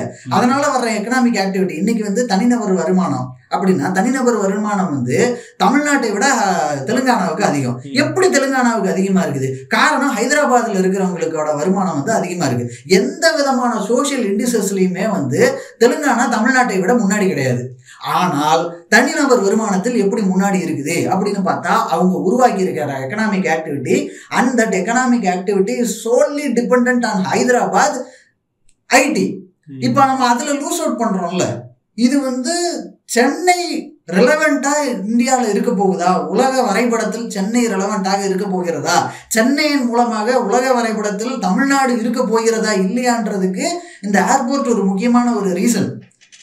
இப்போ நம்ம வந்து கேட்கலாம், கரூரில் வந்து ஏர்போர்ட் கட்ட வேண்டியதானே? அதுக்கு தான் முன்னாடியே நான் அந்த எக்ஸாம்பிள் சொன்னேன். இந்த மாதிரிலாம் நிறைய பேர் பேசுகிற ஆட்கள் இருக்கிறாங்க. ஏதாவது ஒரு ஊரை சொல்லி அந்த ஊரில் தரிசு நிலம் எத்தனையோ ஏக்கர் இருக்குது, அங்கே போய் கட்டிடலாமேன்ட்டு. இப்போது ஆட்கள் எங்கே இருக்கிறாங்க? சென்னையில் தான் வந்து இண்டஸ்ட்ரீஸ் இருக்குது, சென்னையில் தான் ஸ்கில்டு லேபர் இருக்கிறாங்க, சென்னையில் தான் வந்து போக்குவரத்து இருக்குது. இப்போ வந்து நான் வேற ஊருக்கு கொண்டு போய் நம்ம அந்த டிராஃபிக் எல்லாம் மாற்றுறோம் அப்படின்னா, இப்போ அந்த கம்பெனிக்கு என்ன நீடு இருக்குது? இப்போ கனெக்டிவிட்டி இல்லை, சென்னைக்கு கனெக்டிவிட்டியே இல்லைன்னா எல்லா இன்வெஸ்ட்மெண்ட்ஸும் will go somewhere else where there is connectivity. சும்மா வீம்புக்குன்னு நம்ம வந்து 5000 ஏக்கர் என்ன 50,000 ஏக்கரில் நம்ம கொண்டு போய், உலகத்திலே 50,000 ஏக்கருக்கெல்லாம் ஏர்போர்ட் கிடையாது. 50,000 ஏக்கரில் 36 ரன்வே வச்சுக்கிட்டு நம்ம கொண்டு போய் கரூரில் ஒரு ஏர்போர்ட் கட்டுறோம் அப்படின்னாலுமே it will be practically useless, worthless. அது எங்கே தேவை இருக்கோ அங்கே தான் வந்து பண்ணணும். இம்பேக்ட் இருக்கும், அது இம்பேக்ட் மினிமைசேஷன் மட்டும்தான் பண்ண முடியுமே தவிர இம்பேக்ட் ஜீரோ பண்ண முடியாது.